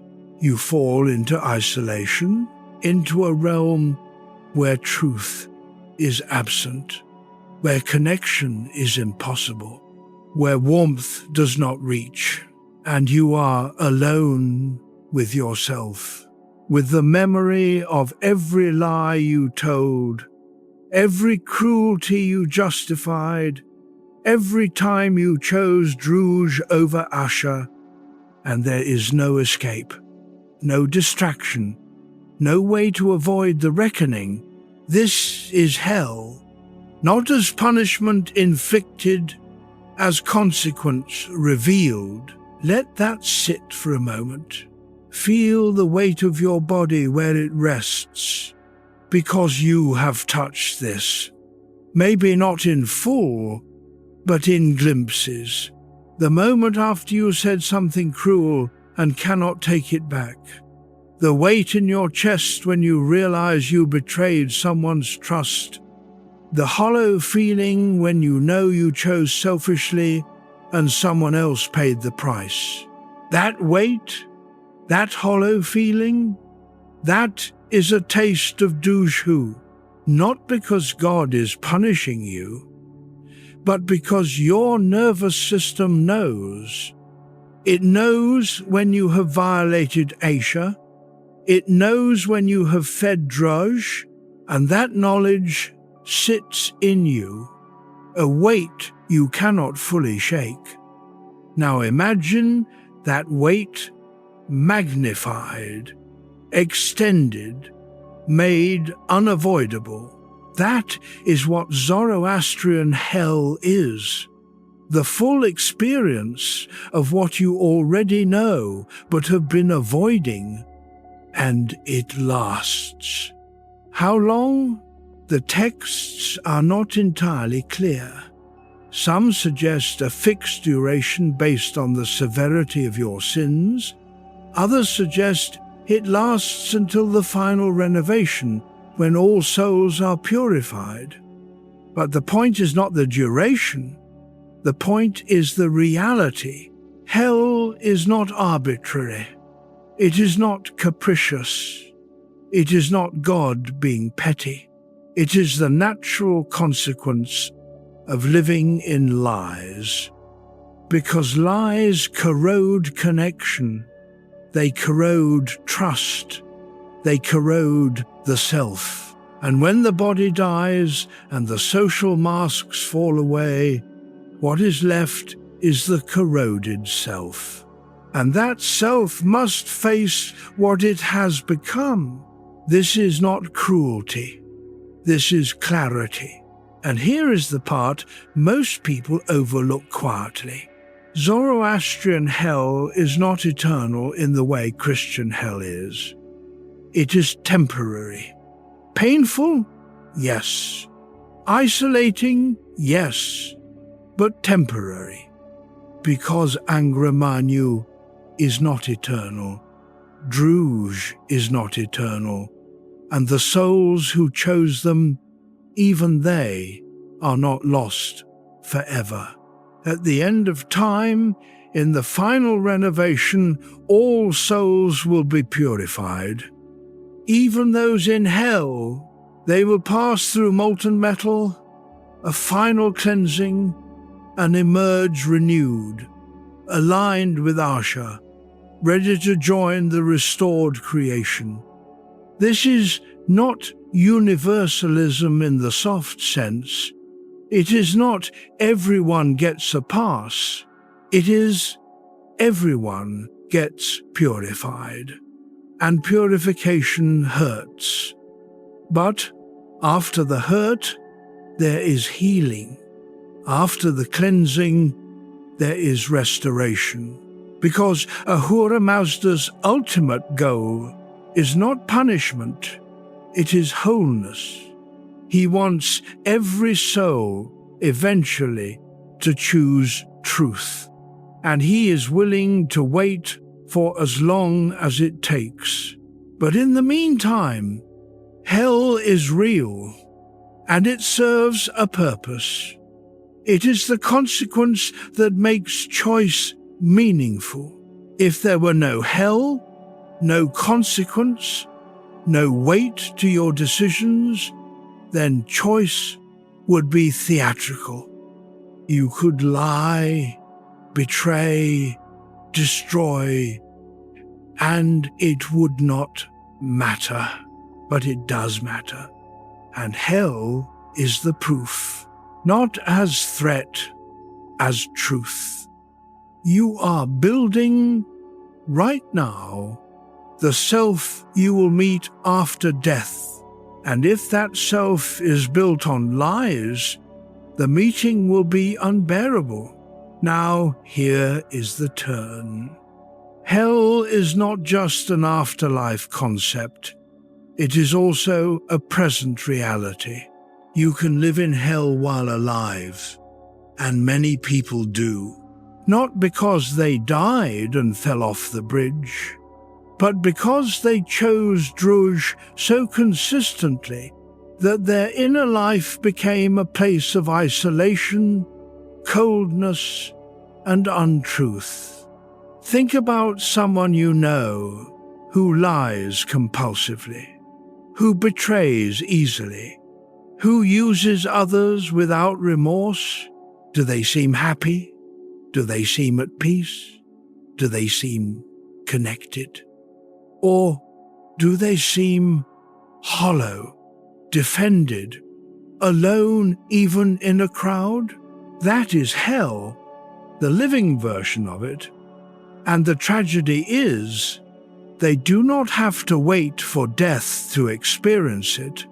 They are experiencing it now, because the moral architecture of the universe does not wait for death to activate. It operates in real time. Choose Druge, and you corrode your capacity for connection. You narrow your inner life.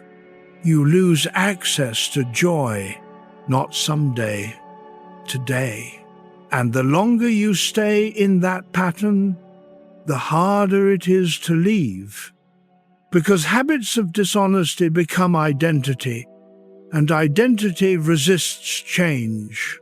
This is the mechanism of hell, not divine wrath, just the slow collapse of a self built on lies. And the only way out is to stop lying, to choose Asha again, to tell the truth even when it costs you, to rebuild trust even when it feels impossible. It will not be instant. The weight will not lift immediately, but direction matters more than speed. And if you are moving toward truth, you are moving out of hell, slowly, painfully, but genuinely. This is what Zoroastrianism offers. Not comfort, not easy answers, but clarity, honesty, a refusal to pretend that consequences do not exist. They do exist. They are real, and they matter. So choose carefully, because the life you are building now is the afterlife you will inhabit, not as metaphor, as fact. And the question is simple: where do you want to live? Chapter 16, Judgment After Death. So the bridge has been crossed. Heaven or hell has been entered. But that is not the end, because in Zoroastrianism, the individual judgment at the Chinvat Bridge is only the first act. There is a second judgment, a final one, at the end of time, when the cosmos itself is judged, when Angra Mainyu is finally destroyed, when all souls, living and dead, are brought before Ahura Mazda. This is Frashokerity, the making wonderful, the final renovation. But before renewal, there is reckoning, and every soul must pass through it. Let me paint the picture. At the end of the age, the world as you know it will end, not in meaningless chaos, but in purposeful transformation. The dead will rise, not metaphorically, physically, their bodies reconstituted, reunited with their souls. And then comes the ordeal. A river of molten metal will flow across the earth. Every soul, righteous and wicked, must pass through it. For those who lived in Asha, the metal feels like warm milk, comforting, gentle. For those who lived in Druj, the metal burns, it purifies.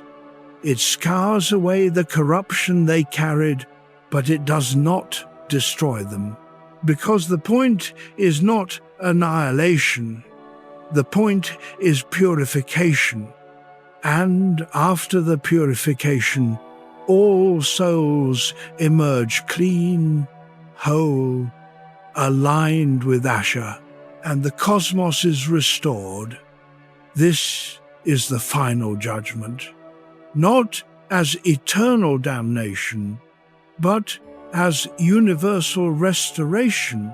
Let your shoulders drop. Notice the air moving in and out, because this is the most hopeful vision of the afterlife in any ancient religion. Zoroastrianism does not believe in eternal hell. It believes in temporary hell followed by eventual purification. It believes that Ahura Mazda's love is stronger than Angra Mainyu's destruction. It believes that truth ultimately wins, not because it overpowers the lie, but because the lie collapses under its own weight. And when the lie is finally gone, what remains is truth. And in that truth, all souls can be healed. Now here is the part worth remembering. The final judgment is not about who wins and who loses. It is about restoration. Yes, there is a reckoning.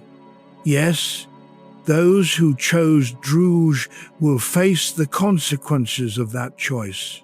But the consequences are not punitive. They are restorative. The molten metal is not revenge. It is surgery. It removes what does not belong. It burns away the corruption. It leaves only what is real. And what is real in every soul is the capacity to align with Asha. That capacity may be buried. It may be obscured by layers of lies and cruelty and selfishness. But it is there, and Ahura Mazda will not rest until it is revealed. This is the logic of the final judgment. Not condemnation, redemption. But not cheap redemption, not easy redemption. Redemption that requires you to face what you did, to feel the weight of it, to be purified by fire. And only then, after the purification, can you enter the restored world. This is why Zoroastrianism is both terrifying and comforting. Terrifying because there is no escape. You will face what you did, you will be judged, you will be purified. Comforting because the judgment is not final, the purification is not destruction, the end is restoration, and no soul is lost forever. Now here is the invitation.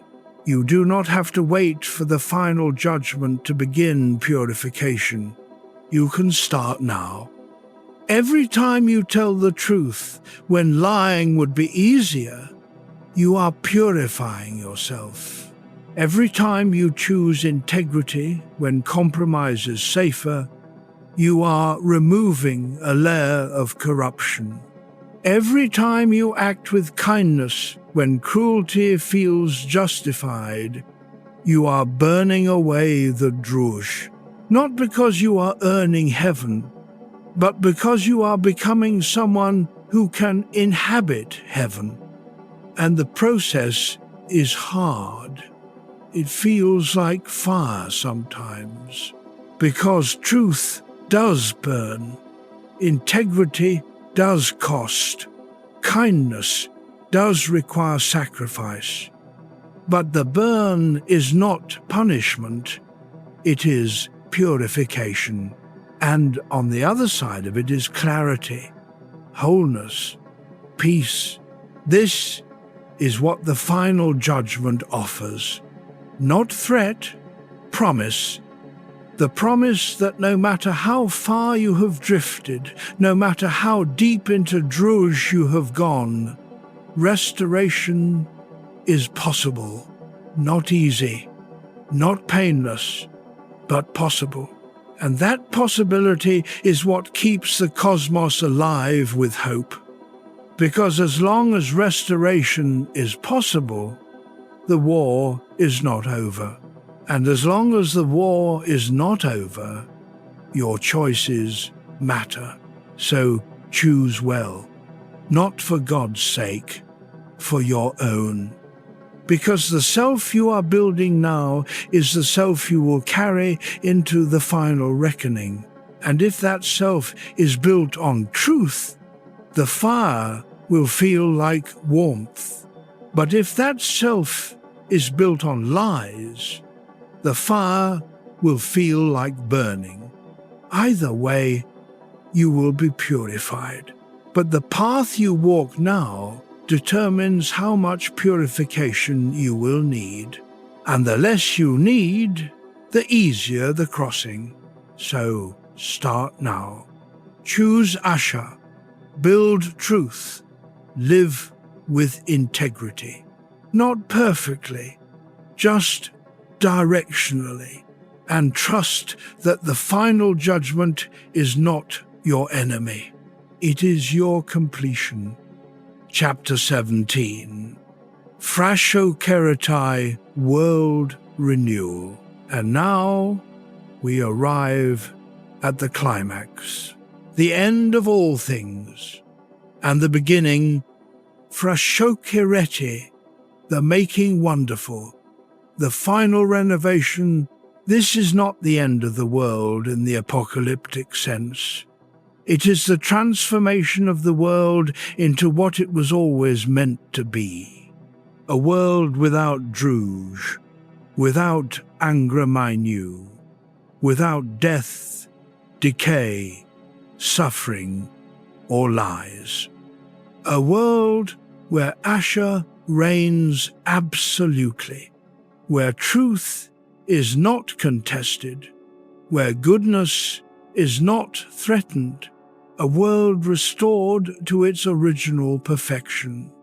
And not just restored, perfected beyond what it was, because the struggle itself, the long war between Asher and Droj, will have refined creation, made it stronger, made it more beautiful. Let me walk you through it. At the end of time, Angra Mainyu will be defeated, not in a single battle, but through the cumulative weight of every good choice, every act of truth, every moment of resistance. The destructive spirit will be stripped of power. His lies will collapse, his servants will be dissolved, and then he himself will be annihilated, not sent to a prison, not reformed, annihilated, because non-being cannot last. It has no foundation, and when truth finally reasserts itself fully, the lie has nowhere left to exist, and with Angra Mainyu gone, the cosmos can be healed. The dead will rise, all of them, from every age, every nation, every life. Their bodies will be reconstituted, not as fragile flesh, but as glorified forms, incorruptible, immortal.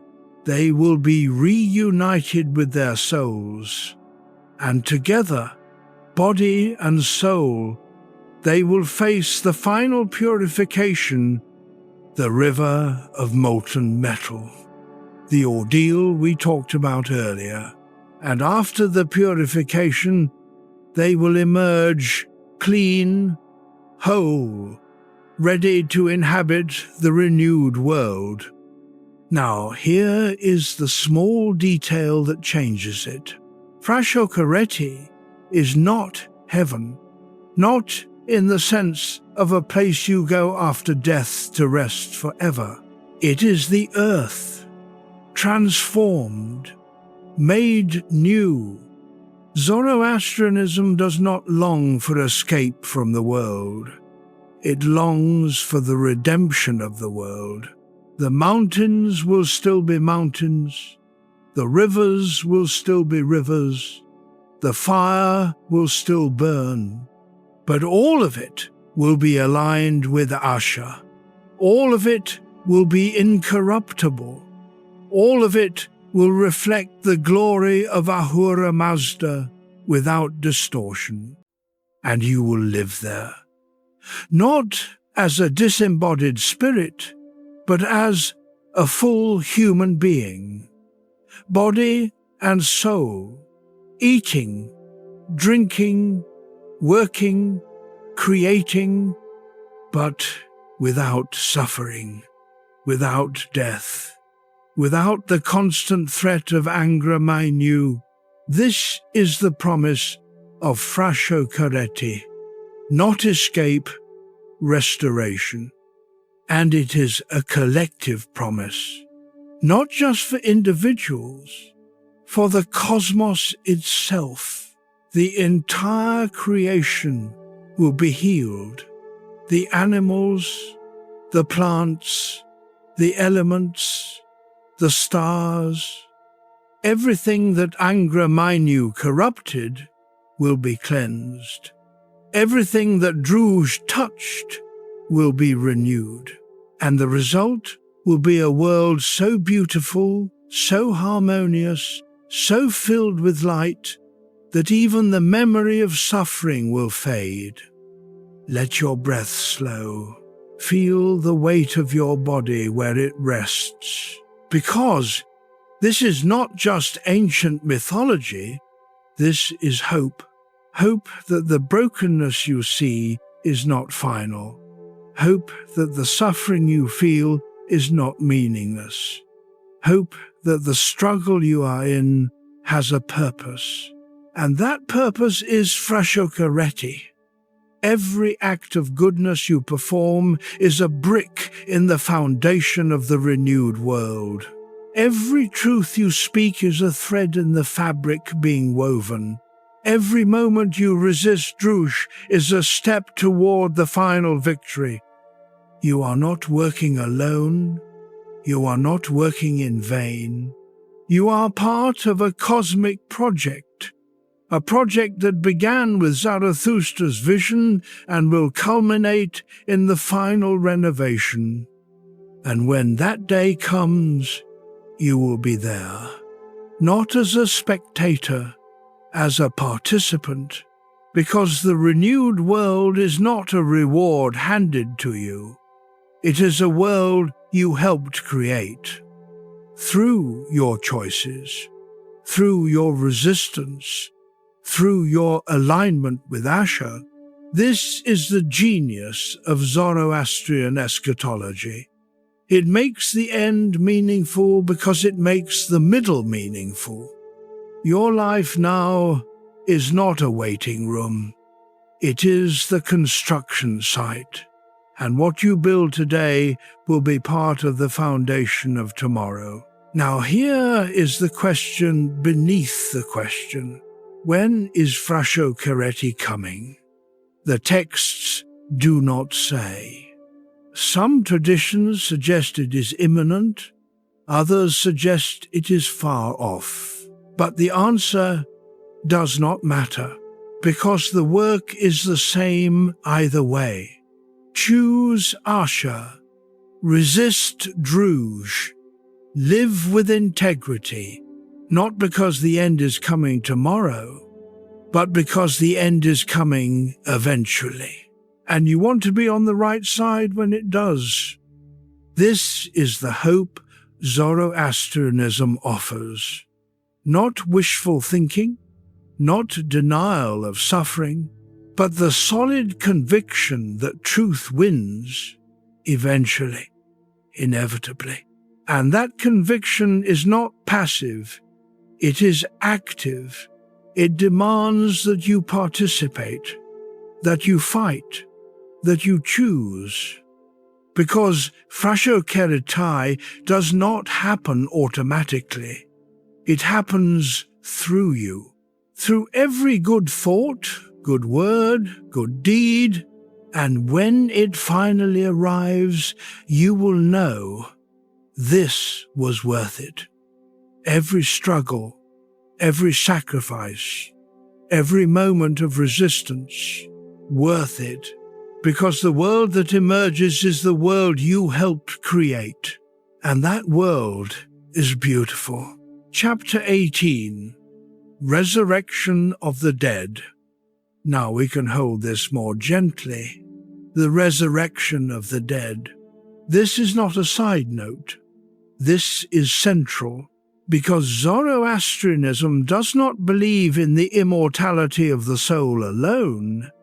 It believes in the immortality of the person, body and soul, together, reunited, restored. This is radical. Even now, most ancient religions assumed the body was a prison, a shell to be discarded. The soul ascended, the body decayed, and that was that. But Zarathustra said, no, the body is not a prison. It is part of who you are. And when the world is renewed, your body will be too. Not the frail, aging, disease-prone body you have now, but a glorified body, incorruptible, immortal, capable of inhabiting the renewed world without suffering. This is the promise, and it changes everything, because if only the soul mattered, then the physical world would not matter. Your health, your environment, your relationships, all of it would be temporary, disposable, unimportant. But if the body will be resurrected, then the body matters now. How you treat it matters, how you use it matters. What you do with it in this life shapes what it will be in the next. Let that sit for a moment. Your body is not just a vehicle for your soul. It is part of your soul. The two are inseparable, and the choices you make in your body, the actions you take, the words you speak, the deeds you perform, are shaping the body you will carry into eternity. Now here is the turn. Resurrection is not just individual, it is collective. All the dead will rise together at the same moment, and they will see each other, recognize each other, be reunited. The relationships you built in this life will continue in the next, not as memories, as realities. The people you loved will be there. The people you wronged will be there. The people you helped will be there. And all of it will be visible, undeniable, clear. This is both comforting and terrifying. Comforting because no one is lost. No relationship is final. No goodbye is permanent. Terrifying because there is no hiding. No rewriting history. No pretending you were someone you were not. The resurrection is a revelation of who you were, of what you did, of how you lived, and everyone will see it. Not to judge you, not to shame you, just to see, because truth in the renewed world is not hidden, it is manifest, and you will stand in that truth, naked in a sense, but also whole, because the purification will have burned away the lies, and what remains is the real you. The you that was always there, beneath the masks and defenses and compromises. And that real you is loved by Ahura Mazda, by the community of the righteous, by creation itself, because the real you, at its core, is aligned with Asha, even if that alignment was buried, even if it was ignored for years, even if it felt lost, it was there, and the resurrection reveals it. Let your shoulders drop. Notice the air moving in and out, because this is the hope of resurrection. Not that you become someone else, but that you become fully yourself. The self you were always meant to be. The self that was obscured by Droge. The self that struggled and failed and tried again. That self is resurrected. And it is beautiful, not because it was perfect, but because it was real. And in the renewed world, reality is enough. Now here is the invitation. You do not have to wait for resurrection to begin living as your real self. You can start now. Every time you choose honesty over pretense, You are revealing the real you every time you act with integrity over image. You are living the resurrected life. Every time you choose truth over comfort, you are practicing resurrection, not as a distant future event, as a present reality. Because resurrection is not just something that happens to you. It is something you participate in. You are resurrecting yourself every day, every choice, every moment. And the more you do it now, the easier the final resurrection will be, because you will already be living as the person you will become, aligned with Aisha, whole, real. And when the final day comes and the dead rise, you will not be shocked. You will just be continuing what you have already been doing, living in truth, living in wholeness, living in the presence of Ahura Mazda, not as a future hope, as a present practice. And that practice is what makes the resurrection not just a doctrine but a way of life. This is the wisdom of Zoroastrianism. It does not separate the future from the present. The world to come is being built now. The resurrected body is being shaped now. The renewed self is emerging now, and you are the agent of that emergence. So choose life, choose truth, choose Asha, and trust that the body you are building, the self you are becoming, will be worthy of the world to come. Not because you are perfect, but because you are aligned, and alignment is enough. Chapter 19, Angels, Demons, Cosmology. So far we have talked about Ahura Mazda, Angra Mainyu, and humanity, but the cosmos is not empty between them. It is populated by beings, by forces, by intelligences that are neither divine nor human. In Zoroastrianism, these beings are real, not metaphors, not symbols. They are agents in the cosmic drama, and they interact with you. On the side of Ahura Mazda are the Yazatas, the worthy of worship ones, not gods, not equals to Ahura Mazda, but powerful beings aligned with Asha, each governing a dimension of reality. Mithra, guardian of contracts and the sun. Anahita, spirit of waters. Rashnu, the judge. Srausha, the voice of Ahura Mazda. These are not distant deities. They are active presences, and they help when you keep a promise. Mithra strengthens you. When you seek truth, Srausha guides you.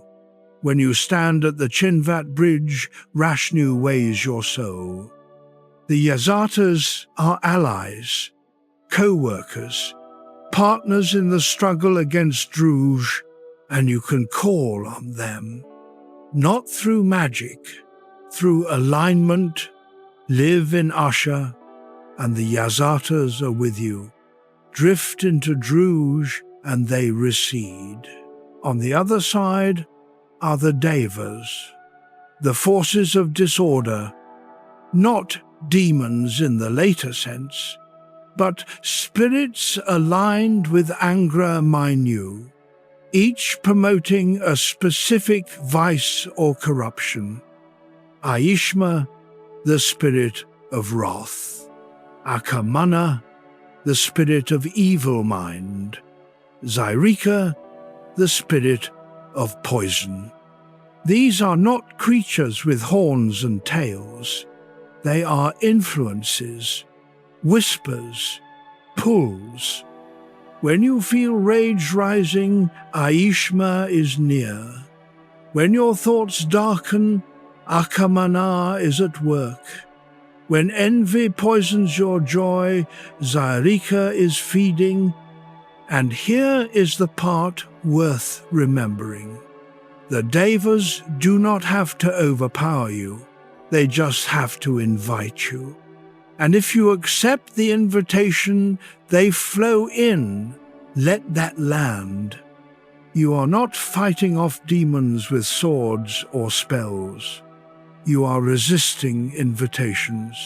The invitation to lash out. The invitation to deceive. The invitation to despair.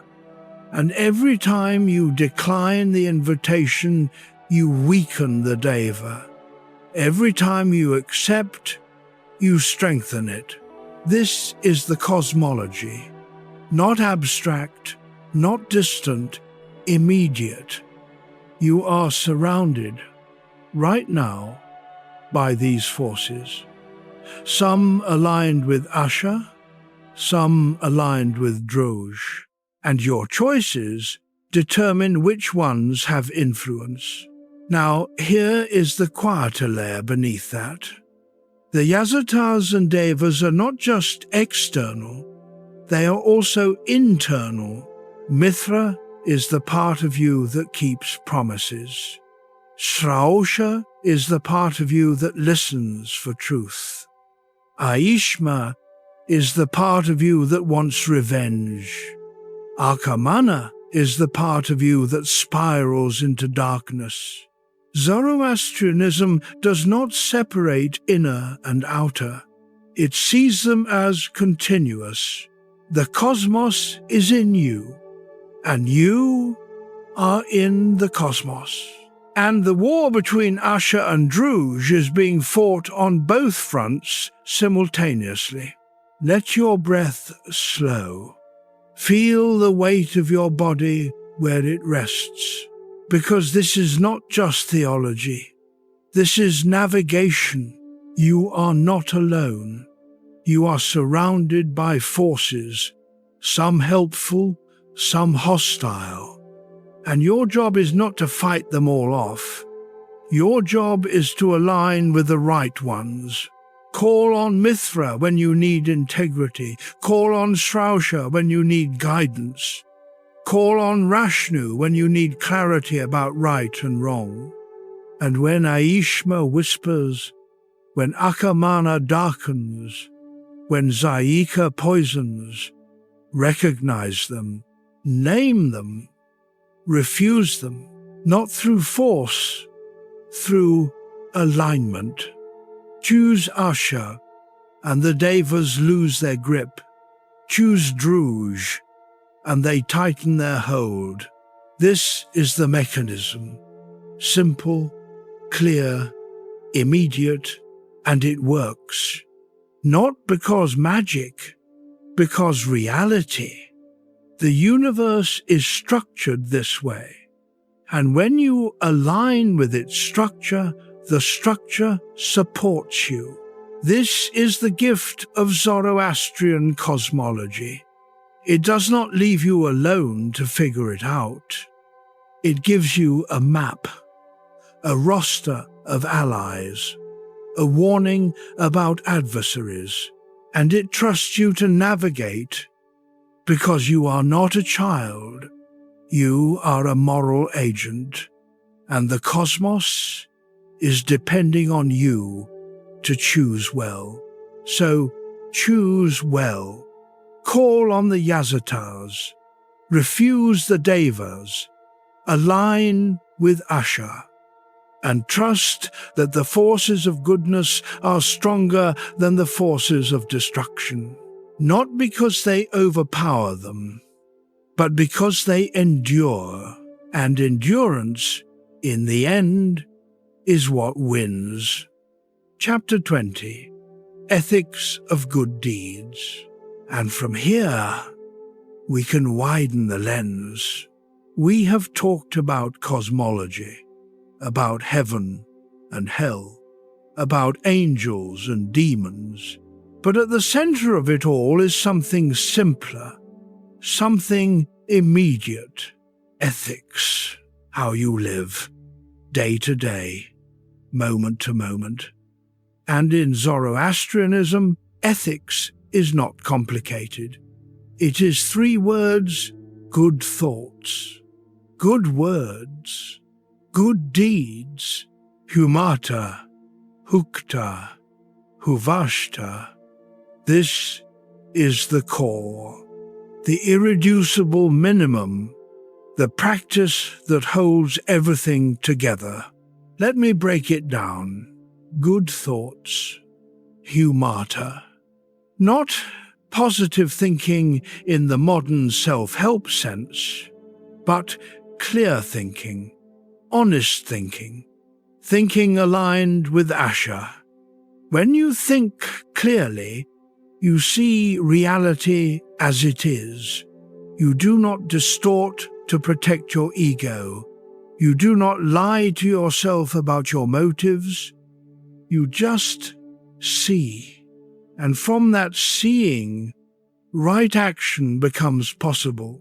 But if your thoughts are clouded by anger, by fear, by self-deception, then your words and deeds will be corrupted. Because everything starts in the mind. Angra Mainyu knows this. That is why his first attack is always on your thoughts. He plants doubt. He sows confusion. He makes lies seem reasonable. And once your mind is compromised, the rest follows. So the first ethical task is to guard your thoughts, to keep them aligned with truth, not perfectly, just directionally. And when you notice a thought drifting into druge, a thought of cruelty, a thought of deception, a thought of despair, name it, refuse it, return to Asha. This is not repression. This is clarity. Good words. Hukta.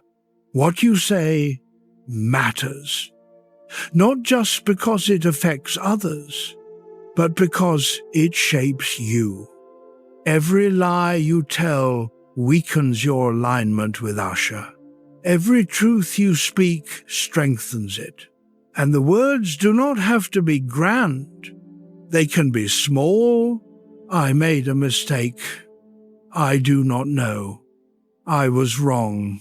These are good words, humble words, true words, and they build trust, not just with others, with yourself.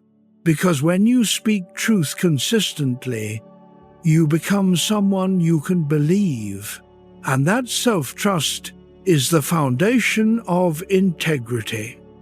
But if you lie, even small lies, even harmless lies, you erode that foundation, and over time you lose the capacity to know what you actually think or feel, because your words and your inner reality diverge, and the gap becomes a chasm. So speak truth, even when it costs, even when the lie seems easier, because the cost of the lie is always higher than the cost of the truth. Not immediately, but eventually. Good deeds, huvashta. This is where it all lands. In action. Because thoughts and words without deeds are hollow, you can think clearly and speak truthfully and still be useless if you do not act. And Zoroastrianism is deeply practical. It cares about what you do. Feed the hungry. Protect the vulnerable. Keep your promises. Work with integrity. Resist cruelty. These are good deeds, not because they earn divine favor, but because they strengthen Asha. Every time you act with kindness, you make the world a little more aligned with truth. Every time you act with cruelty, you make it a little more aligned with Drosh. And the world keeps score, not through divine judgment, through consequences. Acts of goodness create trust, connection, community. Acts of evil create suspicion, isolation, collapse. You are building, with every deed, the world you will live in. So build carefully. Let your shoulders drop. Notice the air moving in and out, because this is the entire ethical system. 3 words, 3 practices: good thoughts, good words, good deeds. You do not need a PhD in philosophy to understand this. You do not need a priest to mediate it. You just need to practice every day, every moment, as best you can. And when you fail, because you will, you do not wallow. You do not despair. You just return to the practice. Good thoughts, good words, good deeds, again and again and again, until it becomes who you are, not perfectly, but directionally, and that is enough. This is the ethics of Zoroastrianism, not abstract, not academic, not otherworldly, just practical, daily, real, and accessible to anyone willing to try. So try. Starting now, notice your thoughts. Are they aligned with truth? Notice your words. Are they honest? Notice your deeds.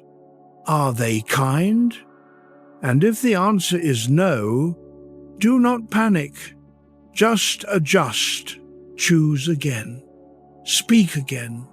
Act again. And trust that the practice over time will shape you into someone worthy of the world to come. Not because you are perfect, but because you are trying. And in Zoroastrianism, trying is enough. Chapter 21. Influence on Judaism. Now the story widens. Because Zoroastrianism did not stay in Iran, its ideas traveled, and they traveled far, especially into Judaism. And this is where things get historically fascinating. In 586 BCE, the Babylonians conquered Jerusalem. They destroyed the temple. They took the Jewish people into exile. For 50 years, the Jews lived in Babylon, surrounded by a foreign culture, grieving the loss of their homeland. And then, in 539 BCE, everything changed. Cyrus the Great, the Persian emperor, conquered Babylon, and Cyrus was a Zoroastrian, not just culturally, theologically. He believed in Ahura Mazda. He believed in Asha. He believed in truth, justice, and the protection of the vulnerable. And one of his first acts as emperor was to free the Jews, to let them return home, to fund the rebuilding of the temple.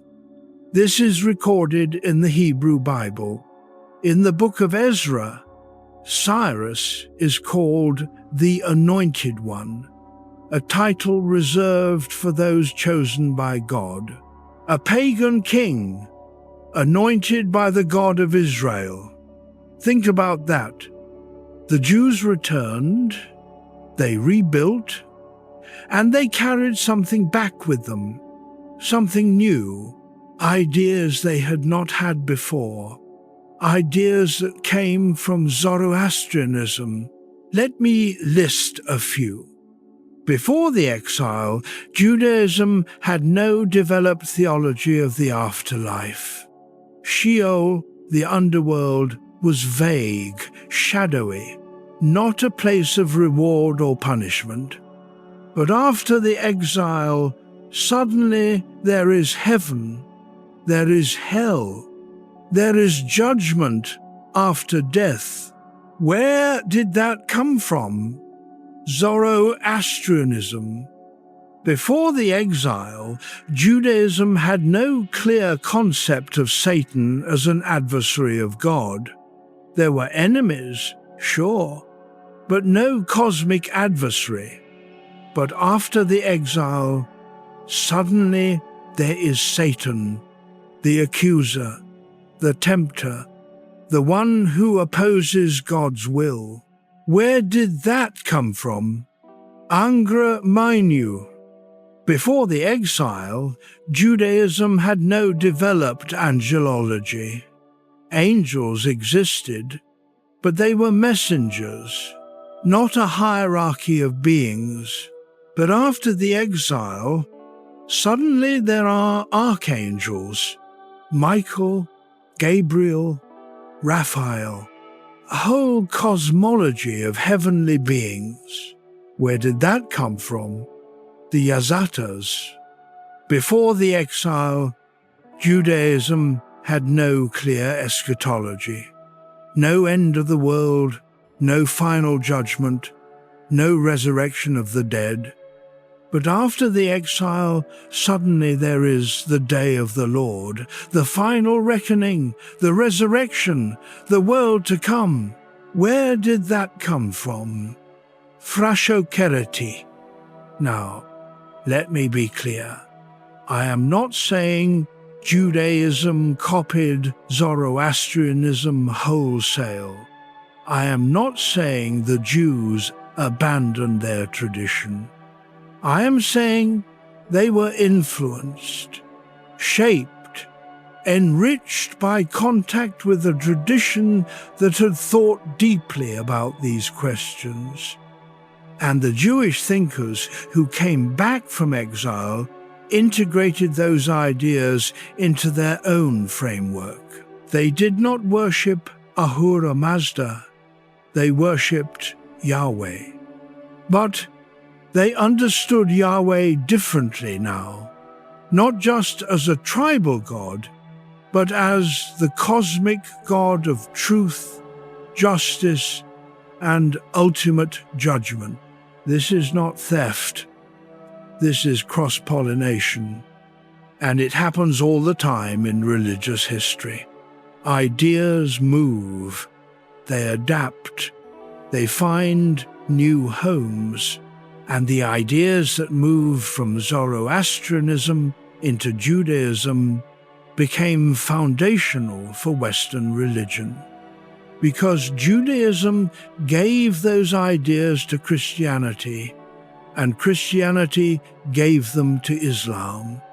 And now, billions of people believe in heaven, hell, Satan, angels, resurrection, and final judgment, without knowing that these ideas were first articulated by a Persian prophet 3,000 years ago. Let that land. The moral architecture of the modern world is Zoroastrian, not entirely, but significantly. And this is why Zoroastrianism matters, not just historically, but theologically. Because if you understand Zoroastrianism, you understand the roots of the ideas you already hold.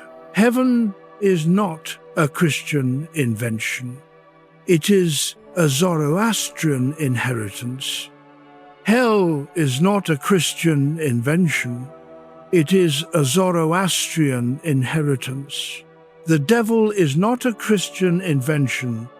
It is a Zoroastrian inheritance. And understanding that inheritance changes how you hold those ideas, not as arbitrary doctrines, but as part of a coherent vision, a vision where the cosmos is moral, where your choices matter, where good and evil are real and consequential. This is the gift Zoroastrianism gave to Judaism, and through Judaism to the world. And the world has not fully acknowledged the debt, but the debt is real. And now you know. Chapter 22, Influence on Christianity. And the influence did not stop with Judaism. It flowed into Christianity powerfully, unmistakably. Jesus was a Jew, and the Judaism he inherited was a Judaism shaped by Zoroastrian contact. So when Jesus spoke of heaven and hell, of angels and demons, of a final judgment and the resurrection of the dead, he was speaking in a Zoroastrian framework, not consciously, not by name, but the structure was there. And as Christianity developed, the Zoroastrian influence deepened.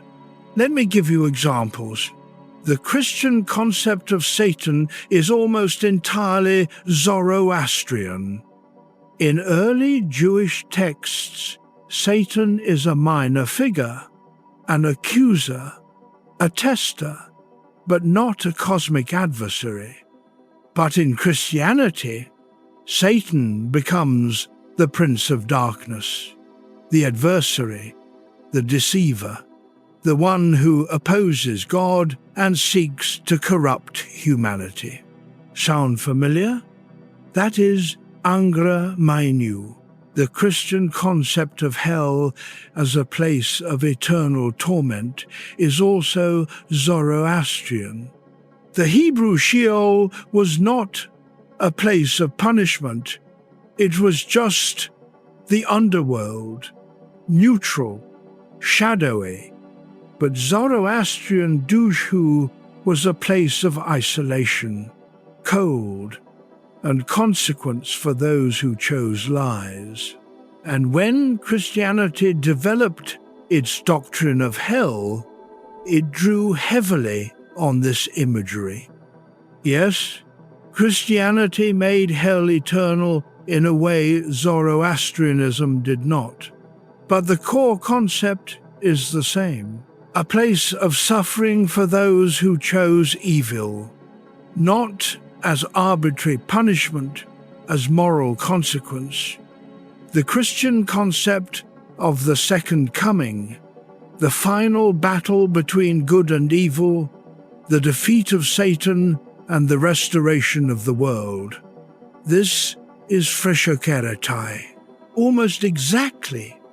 Jesus will return. The dead will rise.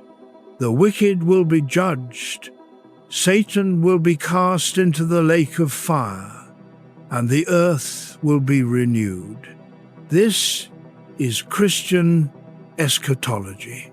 But it is also Zoroastrian eschatology. And the parallels are not coincidental. They are genealogical. Christianity inherited these ideas from Judaism. Judaism inherited them from Zoroastrianism. And Christianity, in turn, amplified them, made them central, built an entire theology around them. Now, here is the turn.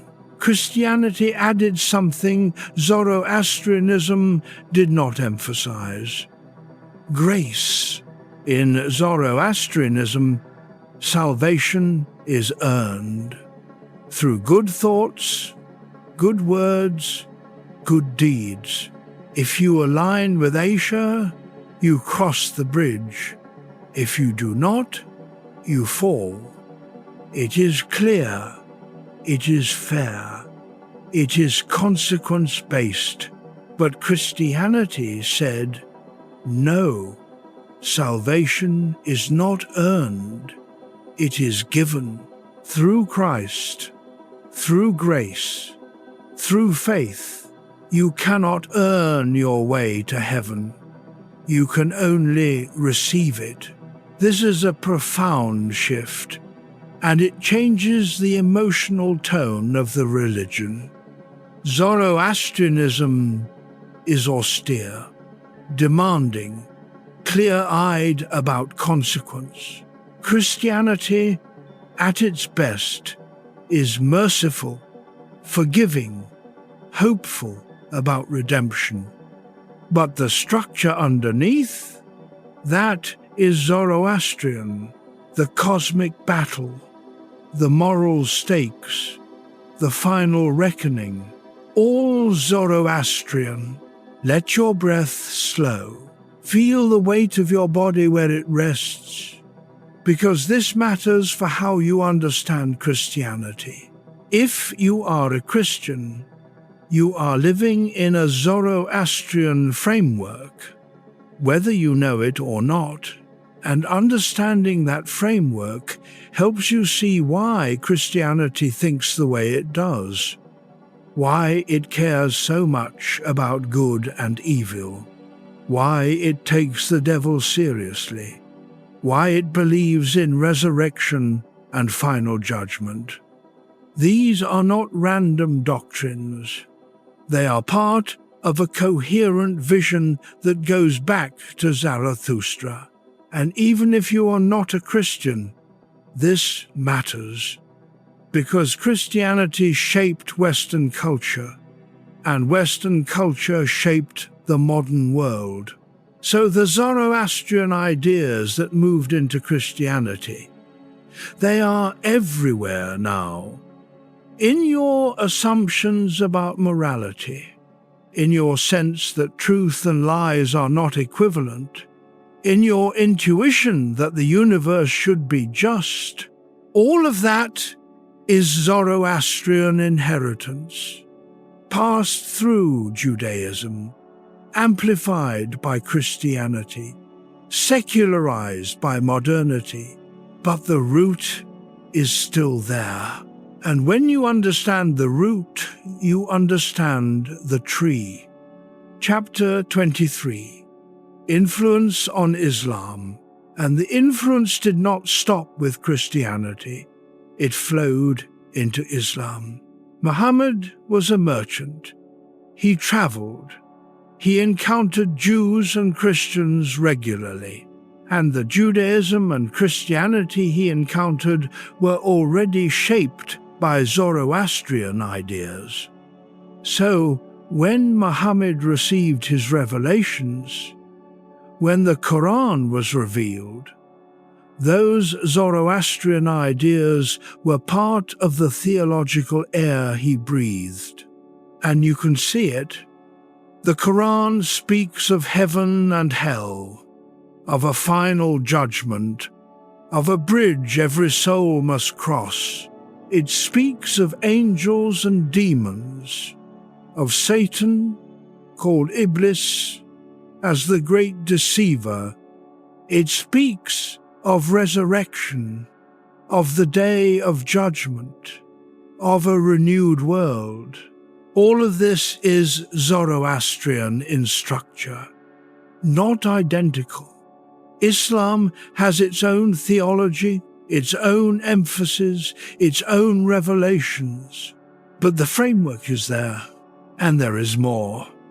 Islam, like Zoroastrianism, emphasizes submission to divine will. The word Islam means submission.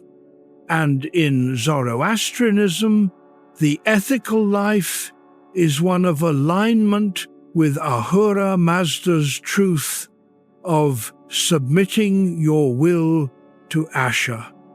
Islam, like Zoroastrianism, emphasizes purity, ritual cleanliness, keeping the body and environment ordered, and the logic is the same. Order is sacred, chaos is corruption.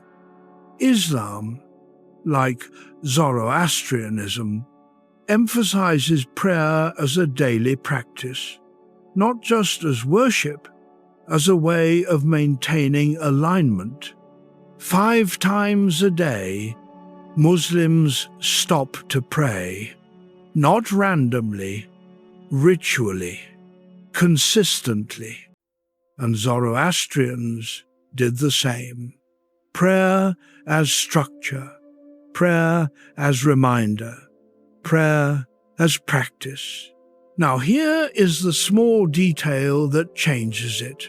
Islam treats Zoroastrians as people of the book, not in the same way as Jews and Christians, but similarly they are recognized as monotheists, as people who worship the one true God, even if under a different name. And in Islamic lands, Zoroastrians were allowed to practice their religion, protected, as long as they paid a tax. This is significant, because it means Islam saw Zoroastrianism as legitimate, not as paganism, not as idolatry, but as a valid, if incomplete, revelation, and that recognition speaks to the deep kinship between the two traditions. They share a moral universe, a universe where truth and lies are not interchangeable, where good and evil are real, where your choices matter. And that moral universe is Zoroastrian in origin. Let your shoulders drop. Notice the air moving in and out, because here is what this means for you. The 3 largest religions in the world, Judaism, Christianity, Islam, all carry Zoroastrian DNA. Heaven, hell, Satan, angels, resurrection, final judgment. The cosmic battle between good and evil, all of these ideas, in one form or another, are Zoroastrian. And that means Zoroastrianism is not just an ancient curiosity. It is the hidden blueprint of modern religion. It is the tradition that gave the world its moral architecture.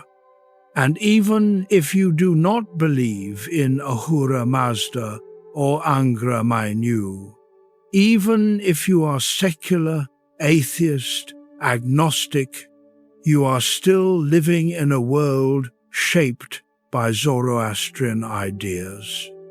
The idea that truth matters, that lies corrode, that integrity is not optional, that your choices have consequences. These are not universal human intuitions.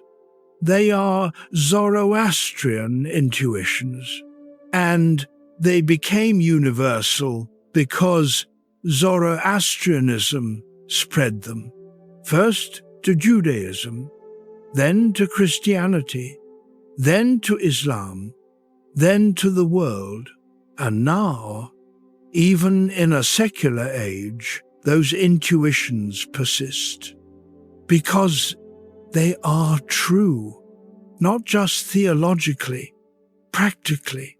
The world works better when people tell the truth, when people act with integrity, when people resist cruelty.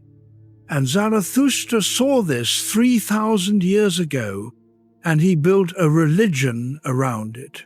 And that religion, small and almost forgotten now, changed everything. Chapter 24, Survival and Modern Practice.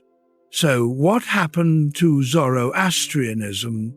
If it was so influential, why is it almost extinct? The answer is conquest, persecution, and demographics.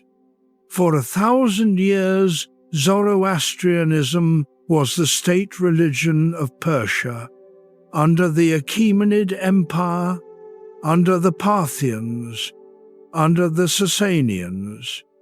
It was powerful, it was respected, it shaped law, culture, art.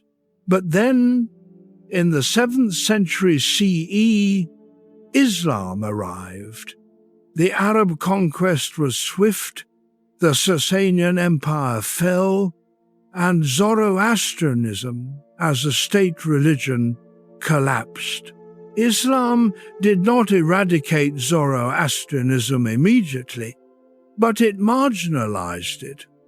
Zoroastrians were allowed to practice, but they faced restrictions, taxes, social pressure, limited opportunities, and over centuries, most converted.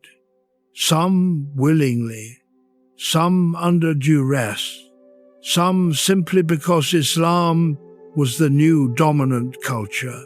By the 10th century, Zoroastrians were a minority in their own land, and many fled to India primarily, where they became the Parsis. The Parsis kept the faith alive. In Mumbai, in Gujarat, in small communities scattered across the subcontinent, they maintained the fire temples, they memorized the prayers, they passed the tradition down, and they thrived. Parsi communities became prosperous, educated, influential. But they also declined demographically. Parsis do not proselytize. They do not accept converts easily, and their numbers shrank. Today, there are fewer than 200,000 Zoroastrians in the world, half in India, a few thousand in Iran. Scattered diaspora communities in Europe and North America. It is a tiny religion, barely visible on the global stage, but it survives. And in some places, it is even growing, slowly, quietly, because there is something in Zoroastrianism that resonates. The emphasis on truth, the clarity of its ethics, the refusal to soften the stakes. In a world drowning in relativism, in a culture that avoids moral judgment, Zoroastrianism offers something sharp, something clear. And some people, seeking that clarity, are drawn to it, not as a mass movement, but as a quiet revival. Let your breath slow. Feel the weight of your body where it rests, because here is what matters for you. Zoroastrianism may be small, but its ideas are everywhere. You do not have to be a Zoroastrian to benefit from what Zarathustra saw. You just have to recognize it. The difference between truth and lies, the reality of moral consequence, the importance of integrity. These are Zoroastrian principles, and they are still true. Even if the religion that articulated them is nearly extinct, so honor the tradition, not by converting, but by living its insights, Choose Asher, resist Druj, speak truth, act with integrity, good thoughts, good words, good deeds. This is the legacy of Zoroastrianism, not as doctrine, as practice. And that practice does not require a temple or a priest or a sacred fire. It just requires you and your willingness to choose. Chapter 25, Legacy of Moral Dualism. And so we return to where we began. The flame in the darkness, steady, burning through centuries. Zoroastrianism gave the world something it had never articulated before. The idea that the universe is moral, that good and evil are real, that your choices matter, not just for you, but for the cosmos itself. This is moral dualism, and it is Zoroastrianism's great gift. Before Zarathustra, most religions were transactional. You sacrificed to the gods. They gave you what you wanted, or they did not. Morality was tribal, loyalty to kin, obedience to custom, survival. But Zarathustra said, no, there is a God who is wholly good. There is an adversary who is wholly evil. And you, fragile human that you are, must choose between them. Not once, every day, every moment. And the universe depends on that choice. This is a staggering claim, and it reshaped the world. Judaism, Christianity, Islam, all of them inherited this framework, and through them, the entire world inherited it. Even secular culture, in the West and beyond, operates on Zoroastrian assumptions. The assumption that truth is better than lies, that integrity is better than corruption, that kindness is better than cruelty. These are not self-evident. They are Zoroastrian, and they persist because they are true. Not just theologically, practically. Societies built on lies collapse. Societies built on truth endure. Individuals who lie lose trust. Individuals who tell the truth build it. The moral universe Zarathustra described is not fantasy. It is how reality actually works. And that is why his vision has lasted 3,000 years. Not because it was imposed by empire, not because it was preserved by institutional power, but because it was true. And truth, as Zarathustra taught, does not need your belief to be true. It simply is. Let your shoulders drop one last time. Feel the weight of your body where it rests, because this is the end of the story. But it is also an invitation. You do not have to be a Zoroastrian to live by Zoroastrian principles. You just have to see clearly and choose honestly, Asher or Druj, truth or the lie, creation or destruction. The battle is still being fought, not in the past, now. And you are not a spectator. You are a participant. Every thought you think, every word you speak, every deed you perform, you are shaping the world, building it or breaking it.